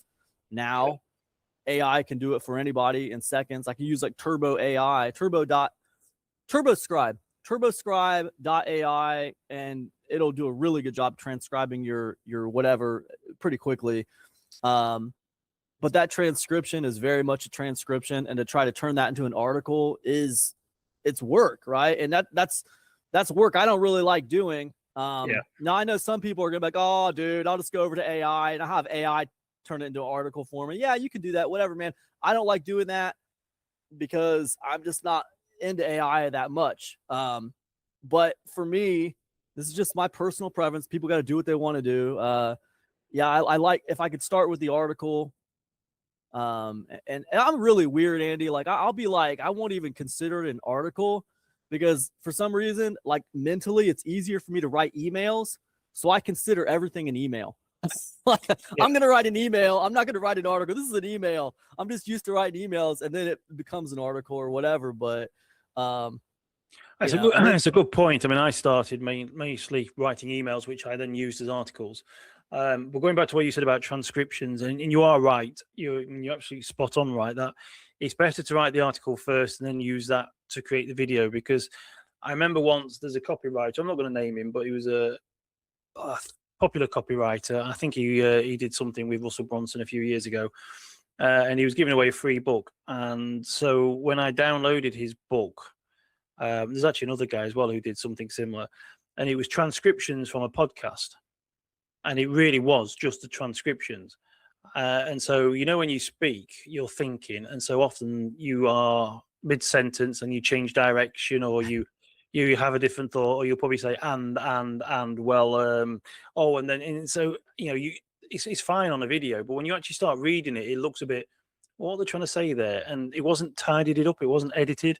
And so yeah, you can create a video and you can take the transcription. And unless you're really great at reading or you're speaking and it all comes out really good and it just needs a little bit of editing, as you say, transcriptions are very hard. There's a lot of work involved to turn that into an article. So I think you're right there that for anybody who wants to create videos and articles or emails, and you want to use it all from the same content, I would probably start with the written word first. Yeah, and it's like personal preference, whatever people want to do, and like it's like you were saying earlier, like if it just feels hard to do the written stuff and you just rather do videos, then do it, man. Because I think like bottlenecks are such a big deal. I mean, whatever your bottleneck is that keeps you from moving forward, then go for it. Like I would just say everybody should be aware of this. So like I would just say, yes, without a doubt, if you have a bottleneck and like I'm saying, oh, start with the written, or Andy's saying start with the written, and you're like, oh God, I know you guys are saying start with the written, but I can't do it. So what do? They drag their feet. Yes. Yeah. If something's going to make you drag your feet, right, it's better just to get on with it. But what I would say about that is in this time right now, in the past, I wouldn't have said this. Like that would be the end of it right there. Destroy the bottleneck. But now I would say you have to be aware of impact, right? I wrote something on Substack the other day about, I was bashing AI like I usually do. That's my thing now, I guess. That's my brand now is I hate AI. But I was saying, how is it, how is it progress if, it's thinking for you and it's making you dumber every single day or something like that? And this dude was like, it's not making me dumber. It's not thinking for me. I'm just using it. Like, I'm just using it for like, pictures and notes and stuff. Like I had 2 ideas for notes today. And, they were pictures of pigs, typing at computers or whatever. And I know some art. I could have made my joke and my points and did it myself, but it would have took like an hour. Or I could have like went and hired someone else to do it, and that would have took even longer, and it would have cost me money. Or I can just run over to AI, give it my little brain fart idea, and it does it perfectly, right? And it's like seconds, but it's not thinking for me. It's just a tool that's helping me move faster. Well, and then I go and look at his posts, right? And I didn't respond to him because you can't win arguments on the internet with people. Like you can say your opinion, they can say their opinion. And then there's no point in going back and forth, dude, because you're not going to win any arguments on the internet. Yeah. But I go and look at his post, dude, and do you know how much engagement those little pig posts that he saved all that time on, not doing it himself? Do you know how much engagement those things had? I'm guessing it's quite low. Nothing. Yeah, it was nothing, dude. Nothing. So, wow, you saved yourself an hour and your post created zero impact. Well, what if you would have took the hour to do it yourself? And because Yeah. it was unique and interesting, you actually got a few people to start following you because of it. You know, it had impact. So I Yeah. would just say to people, man, destroy the bottlenecks. Yes, if something is very hard for you, find a way to destroy the bottlenecks, but don't ignore impact, because I don't know that this AI content is creating a lot of impact for people. That's what I would say. I mean, it is a great tool, and for some people it is. But I mean, I did a post the other day on Substack, and I know we're going slightly off the video thing, but I did a post the other day. It's like there's a lot of people trying to sell AI tools to people who don't need them. It's in many ways it's like being like you and I working from home, having a home office. We work from home, but then we go and buy a push bike to make the commute quicker. It's just one of those. It's one of those things that a lot of people they don't need because they've never actually even started an online business, or they've not actually started. I mean, yes, if it helps somebody get started, if it does, like you say, take away the bottleneck, if it gives them the impetus to get going, but for most people, they haven't even, they don't even actually know what to do or where to go, what to start with. They're not made any, and so then you get this super fast tool that helps them. I mean, don't get me wrong, if a person who writes books, if there's an author and he wants someone to create covers for him, but he hasn't got the money or the time to do it himself, and that gives them the freedom to get these books published, I understand that, I get that, for certain things, but it seems to be a lot of people using AI, and they're trying to use AI and automation for something that they haven't even got going. They haven't even got a system or anything in place yet. They're not even working. A lot of them feel like, to me, they feel like moths at the flame, because they love AI, they're in love with it, and they're using it for everything and stuff. But like when I look at a lot of their numbers, I don't see it, dude. The numbers aren't there. The numbers aren't there. I mean, if you use, okay, you got a bottleneck. Let's say you got a bottleneck for writing, okay? And like, man, you can't do it. You can't get these emails written because it's too hard and you're too self-conscious or whatever. So you use AI to write your emails for you. Okay. Well, how many sales did you get in the last 3 months using AI to write your emails for you? How many people did you get on your list, using AI for your content? Is it working? Because if it's not working, then that didn't really destroy the bottleneck. You went from having the bottleneck of not being able to put content out to the bottleneck of zero impact content. Nobody cares, so that's not really helping you move your business forward, in my opinion. So, but people got it on a pedestal, dude. They got it on a pedestal. They think it's helping them. Whatever. Listen, the bank account is the great equalizer. Eventually everyone wakes up, when the bank account reads zero and no money's coming into the business, eventually everybody wakes up and they say, well, this isn't working. So, and for some of them, maybe it is working. I'm not saying it's not working for everybody, but like, I just don't see a lot of engagement with a lot of this AI stuff. Some of them are getting engagement, but like this Bigfoot stuff. I saw this Bigfoot, I saw these AI videos. This is a while ago. People were doing these AI videos with these Bigfoots in the forest, and they were doing all this stupid, weird stuff, just funny videos, people using AI for fun or whatever. But I don't know, man. I see a lot of people have disdain for AI, and I'm not talking about people who want to use it. Okay, I know people who want to use it. Me and you we're like public enemy number one for these people. They think we're idiots. But what about the end user? What about the customers? I don't see a lot of customers I don't see a lot of end users and customers saying, "Oh man, I can't wait to go consume a bunch of AI content." A lot of people hate having to deal with AI customer support robots, chatbots. Yeah. I mean, you're really disrespecting them when they've got a problem and they can't get to somebody, and it's just a whole host of questions, and it's like they're not getting the answers that they want. They just want to talk to somebody. But the thing with the AI people, I guess, me. Again, we're going off onto the off a tangent, but it's as if that they can't understand that two opposing realities can exist in the same time. We do recognize that AI is a wonderful tool. We do recognize how fast it is and how great it can be, but we also understand that it's going to put a lot of people out, and it's also quite a myth that you're not going to get replaced by AI. You're going to get replaced by a person using AI. That's a myth. These machines are designed to get quicker, faster, better, and life is structured like a pyramid in many ways. And as technology improves, there's going to be less people needed at the bottom, and then eventually, because years ago you used to have an air force. You had tens of thousands of men and women working in the air force, and there'd be probably like a few thousand flying planes. They're now getting replaced by drones. So there is going to be less maintenance, less people. They're going to need manufacturing, yes, but eventually they're going to be manufactured by robots. And then you probably have one or two drones will be, at the moment, a lot of them are controlled by people in a little box or room or tent or somewhere, whatever. But it won't be long before they're pre-programmable, or, AI is actually taking them. There's a fantastic old story years ago on one of the Star Trek, I think it was Voyager, and they came across a planet or two planets that were constantly at war with each other, and they were still fighting. And both the species of these planets had died off, and what was left were these AI robots and drones fighting each other. Wow. Because they've been taught to fight, and that's all they knew, and that's what they were doing. They're just fighting. But the species had died out a long time ago, and some of these AI robot drones were still fighting. And it was kind of funny, man, that's fascinating, dude. I haven't seen that one. It's in many ways that's how it's going to be. They're going to get to the point where they don't need the species, any humans to be sort of working them or monitoring them or making them, because it will eventually be a point where it's all been done by them.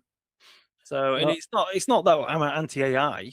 It's just that I'm fully aware of where it could go and where it is at the moment, and you can't just bury your head in the sand and say it's perfect. Yeah, you can't, man. And like the thing is, like, a lot of these guys say, "Oh, Cam, who cares?" I'm about to get this UBI anyway, man. I'm gonna get this UBI. I'm not have to do nothing. I'm just gonna do whatever I want to do all day, and the government's gonna pay me a UBI because AI is gonna do everything.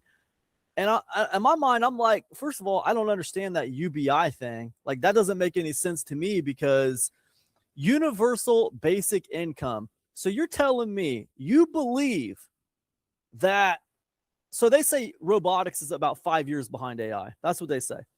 So, okay, so when AI so let's give it within the decade. So you're saying, like, within the decade, robotics and AI are going to take all the jobs, and humans aren't going to have any real thing to worry about doing anymore. They're just going to sit around and collect universal basic income and just live in paradise. Well, it just doesn't make sense. It doesn't add up, because, first of all, the government and the companies who are paying this UBI every month, that means we're just going to be an expense on them. We're just going to be a drain on them, right? We're not contributing anything to them. We're just a drain. So it doesn't, I don't mean to be too dark, and I don't mean to be too conspiratorial, but if I just take my human, my ethical, if I just move out of ethical mode and I just go right into cutthroat business mode, and I'm at a company and I'm trying to save my bottom line, and I'm trying to make even more money for my company, and this, that, and the other, like, oh, wow, well, wouldn't it be better if there was just like half as many humans? They're just a drain. Could we just like put some kind of sterilization in the apples? So like within a generation, we'll cut our expense on UBI in half. Mm-hmm. You're absolutely right. The whole principle of a business is to make a profit, and they don't like paying staff at the best of times. They'll reduce their staffage if they need to. So why would they suddenly start paying out towards people who aren't doing anything? Yeah, they're just sitting around not doing anything. It's just like a giant drain. So like, I don't know. So I don't know why people would look so forward to UBI. I guess because they've been promised a paradise or something. But I just don't understand. It doesn't make any sense to me. I don't see how that adds up in any way, shape, or form. If you look at history, anytime that employees haven't been needed anymore, it hasn't went well. It's went poorly throughout history, dude. No, I'm not opposed to governments paying like a universal income for people to survive. Right. But the question is like, where's that money going to come from? What will that money be in the future? If they, is it going to become like digital credits, like people are conspiracy theorists are panicking about? Because I mean, if no one's making any money, I mean, will we still be buying and selling? I mean, I don't know. It's certainly not that simple and easy, is it? And I think that's one of the No. problems that people have with us is that, you know, we can wax lyrical about all these tools, but we can also be very concerned about where it's going. I do think there's a distinct lack of critical thinking, or, you know, people are very sort of bury the head in the sand, easily manipulated. You know, they look at things and then don't ask questions enough on both sides of the divide, really. I mean, it's, you know, I can see AI is wonderful, and I know that we're not going to stop it, and it's going to be fantastic for, you know, it could probably bring us the answers to the universe. It could probably help cure diseases, but also to go singing its praises with that and then completely ignoring the negatives it's having on society is just foolish and blind. Yeah. Yeah, and I don't feel like that they're being foolish and blind because oh, well, you know, the means justify the end because we're going to cure cancer with this. I don't see them doing stuff like that. They're not trying to cure cancer, not that hard. What they're trying to do is they're trying to replace everybody who has a normal job. That's what they're trying to do. They're, you know, oh, how many teachers does it take to run this elementary school? 45 teachers? Okay, I think we could cut it down to 15 teachers and a really good AI. And we could do that. We'll save a ton of money if we do that. That's what they're using it for, man. They're not using it to cure cancer. At least that's what it looks like from my viewpoint. They say they're going to use it to cure cancer. They say they're going to use it to solve the homeless crisis, poverty. Oh, man, there's not going to be any more homeless people, man. Everyone's going to have this and that and the other thing. They say those things, but that's not what I'm seeing in front of me. That's not how they're using it. So, I mean, people say stuff like this, and people are praising a certain guy who's in charge of a social media thing, who also does rockets and stuff like that, and with his AI and whatnot. But like people have said, well, I'm not actually seeing him putting his billions or trillions actually back into society as yet. Do you know what I mean? It kind of reminds me of the old film Tank Girl, where was it McDowell? I can't remember his name now, but he was it the guy he basically tried to control all of water? Was it water in Tank Girl?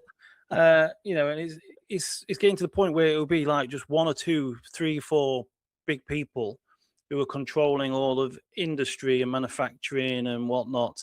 And so, you know, where are we going to be? Where is this universal income going to come from? Where are you know? I don't know. I mean, I would love a Star Trek world where, you know, people don't need money to live, and, you know, housing, I suppose, is, you know, abundant, and, you know, people aren't homeless.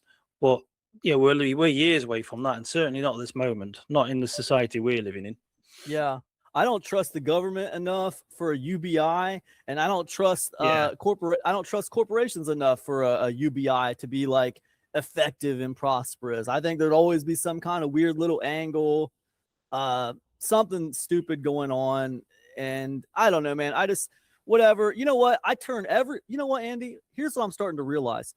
We have these really good topics that we start out with, and I turn every one of them into an attack against artificial intelligence. No matter what we say we're going to talk about, it always circles back around to, I hate artificial intelligence. Well, and the next one, then we'll stick to topic as much as we can. So, I think that it's about when it comes to video marketing. I know we're talking about video marketing. When it comes to video marketing, I'll stop ranting about AI. I will stop. When it comes to video marketing, okay, what is most important and what has not changed is, number one, impact. Whatever you're using, whether it's AI or whether it's good old fashioned, you know, walking down your sidewalk and making a video, can you create impact for people? Like, are they interested in what you have to say? Will they keep watching your video? That is what is most important. And on the backside of that, I would just say don't be discouraged by YouTube's increased requirements, because it's really not about that. That's like icing on the cake. But the cake is YouTube they have like basically the most popular website in the world. That's what YouTube is. It is the most popular website in the world. And they're like, hey, you can have a television channel. on the most popular website in the world, and it's free. You can have a television channel for free on the most popular website in the world. There is a lot of value in that. Just being able to have a seat at the table at the most popular website in the world, and it's up to you what you do with it. So, create impact, be consistent, have some tenacity, and find a way to get people's attention. That's what's most important, I think.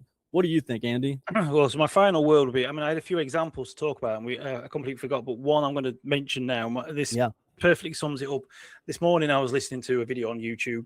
It was an interview, and it was about a guy who's in America. He's a roofer. I think he's in Colorado. And he said he sucks at marketing. He's not very good at marketing. He doesn't like it. But he set up his roofing business, and he decided to create some videos for YouTube. He can do video. He says basically he would sit in his van and talk. And he did a similar thing to what you did. Was he would look for questions. People were sort of asking, what material should I use for my roof? Do I need re-roofing? Will the insurance pay for the re-roof? All those kind of things. So he would answer those questions in videos on YouTube. And he wasn't trying to get monetized by YouTube itself, but I think since he started YouTube, now this isn't profit, this is obviously a business, and having a roof done isn't exactly a cheap thing, but YouTube has given him 1.3 million in sales, even though he's got people from all around the US sending him emails and messages, and probably around the world. But he is a localized roofing business in Colorado, and people are still coming to him through those videos. When the phone rings and people say, how did you get to know us? People say, oh yeah, it was on YouTube. So he has built his offline business, real world business, through creating these series of videos. He'll just sit in his van and talk about, will my insurance cover this? Are these cedar, can't think of the words now, tiles, are they, will they be good? What color should I use? And he just did education about roofing. And he just did it by recording videos while he's in his van. And that's amazing. And I think it's cool because we talk about niching down, right?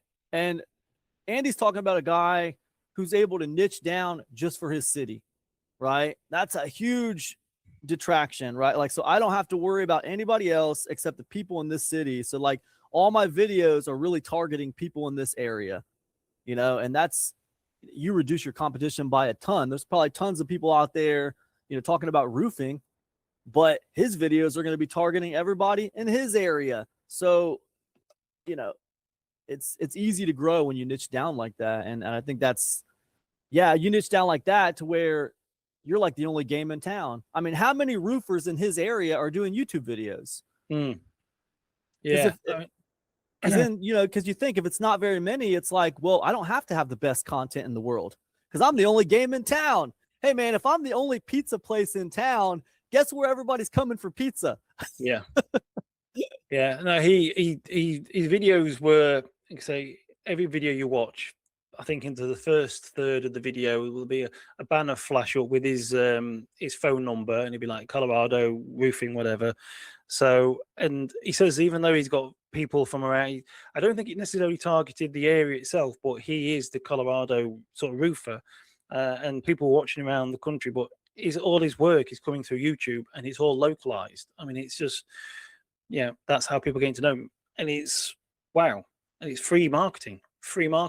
Yeah, free marketing, free television show. Every video is a free commercial, Yeah. So that's exciting. I know that people get disheartened hearing about these watch time hours and all this stuff about monetization, but man, it goes really beyond that. As Andy's pointing out in his example, I mean, it's not just what YouTube wants to pay you. I mean, that's a prime example right there. That dude might not even be monetized. He might not even have enough subscribers to be monetized. Who knows? Yeah, he doesn't have a lot of subscribers. I think someone said he probably had about 15,000 subscribers, but he getting monetized by YouTube wasn't his game. It wasn't his aim. It wasn't his goal. It was to find customers for his roofing business, which he does.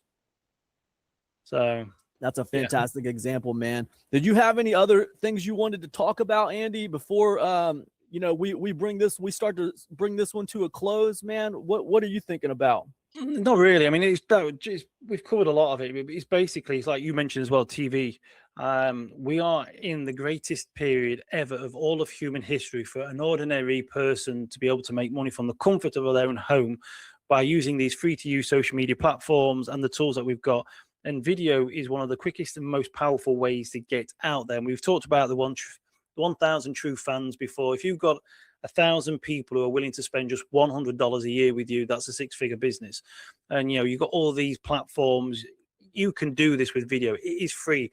And I want people to remember or to realize how, as I said, 20, 30 years ago, you'd have probably paid thousands of dollars to do this. We can do this free. We're chatting we're using Google. It's costing us nothing to do this. We're chatting on the other side of the pond. I mean, I did a video not so long ago about the days of empire, British Empire, when they used to send people off to the Middle East or into sort of India and that part of the British Empire or whatever. It would take weeks, months for letters to arrive back to the UK. You didn't know. You could never hear what your loved ones were up to. Half the time, some people didn't know if they had been killed, and I mean, might have got a telegram if they were lucky. Today, we're sat here on the other side of the planet, basically talking to each other for free, live, and we're recording this. And like you say, it's going to go on YouTube as content. So we've got these tools, and we flip open your phone, flip open your laptop, record a video, make it interesting, make it useful. Like you said, you probably need to stand out a little bit more, because lots of people are doing it, but the potential to find your 1,000 true fans is just mind-blowing. It's absolutely mind-blowing.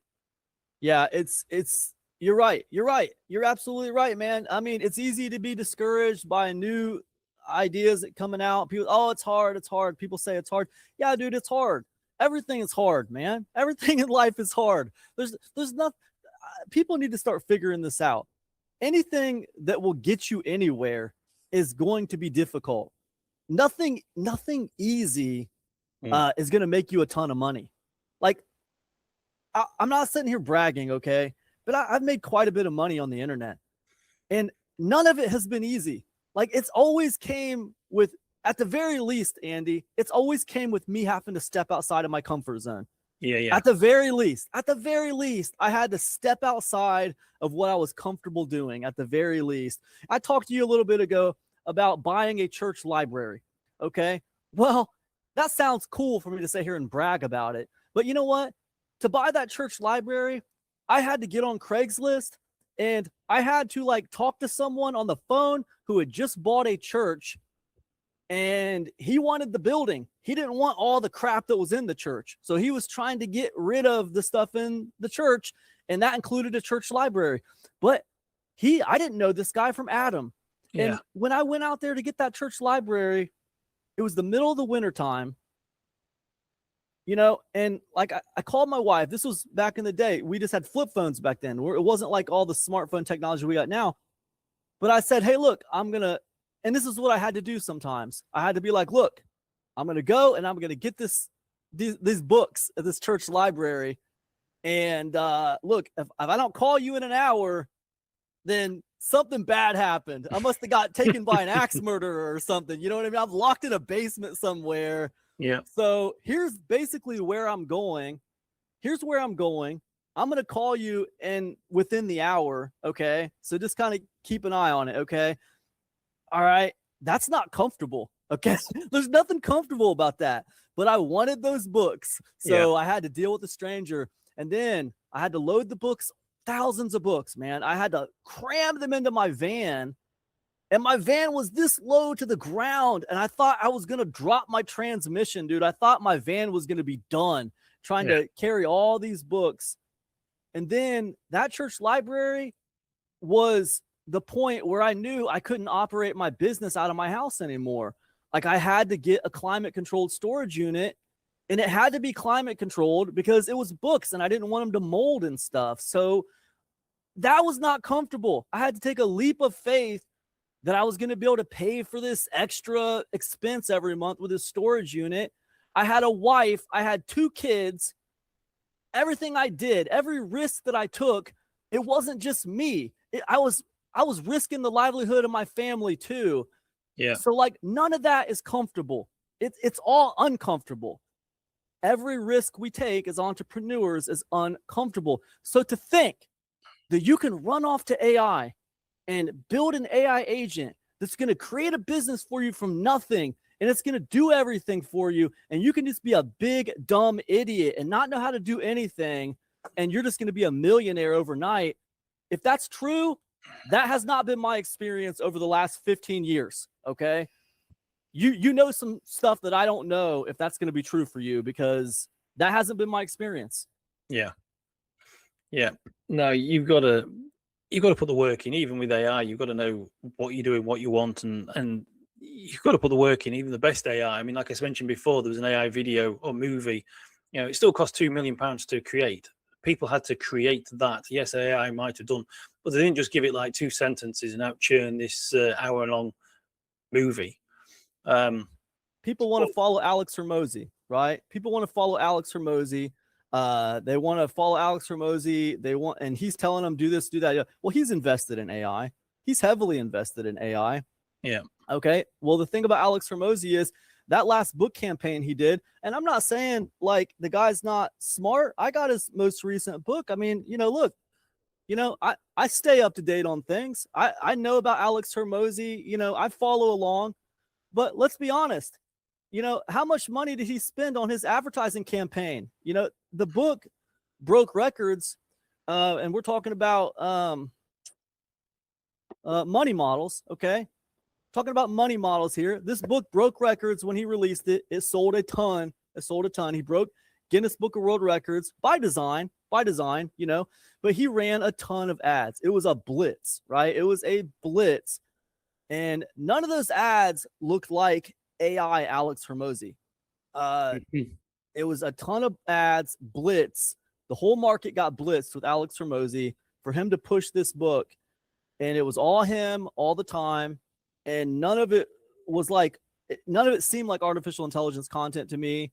But, whatever. I'm getting off on a tangent, but it's just, people got to be, I feel like the main thing, Andy, with AI is people think that like, I can use this to be lazy.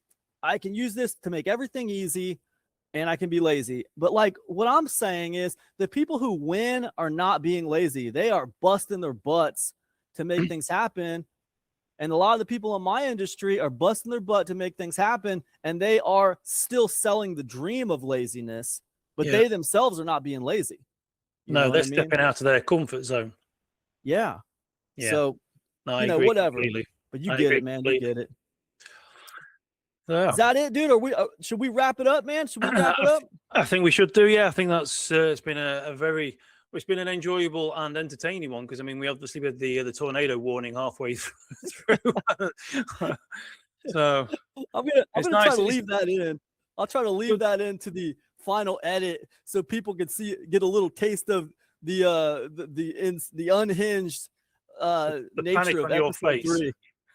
It was. I mean, it's good that you're okay. It's good that it didn't come about, but no doubt. Seeing your face was like, oh, gotta go, tornado warning. It's like, oh, see, in the UK we don't have stuff like that. I'm going, oh, yeah. All right, guys, listen, this is Cam and Andy. This is Andy and Cam here. This is episode 3 of our podcast. We appreciate you guys checking it out. We'll see you next time now. Everybody take care of yourselves. Peace. Cheers. Goodbye.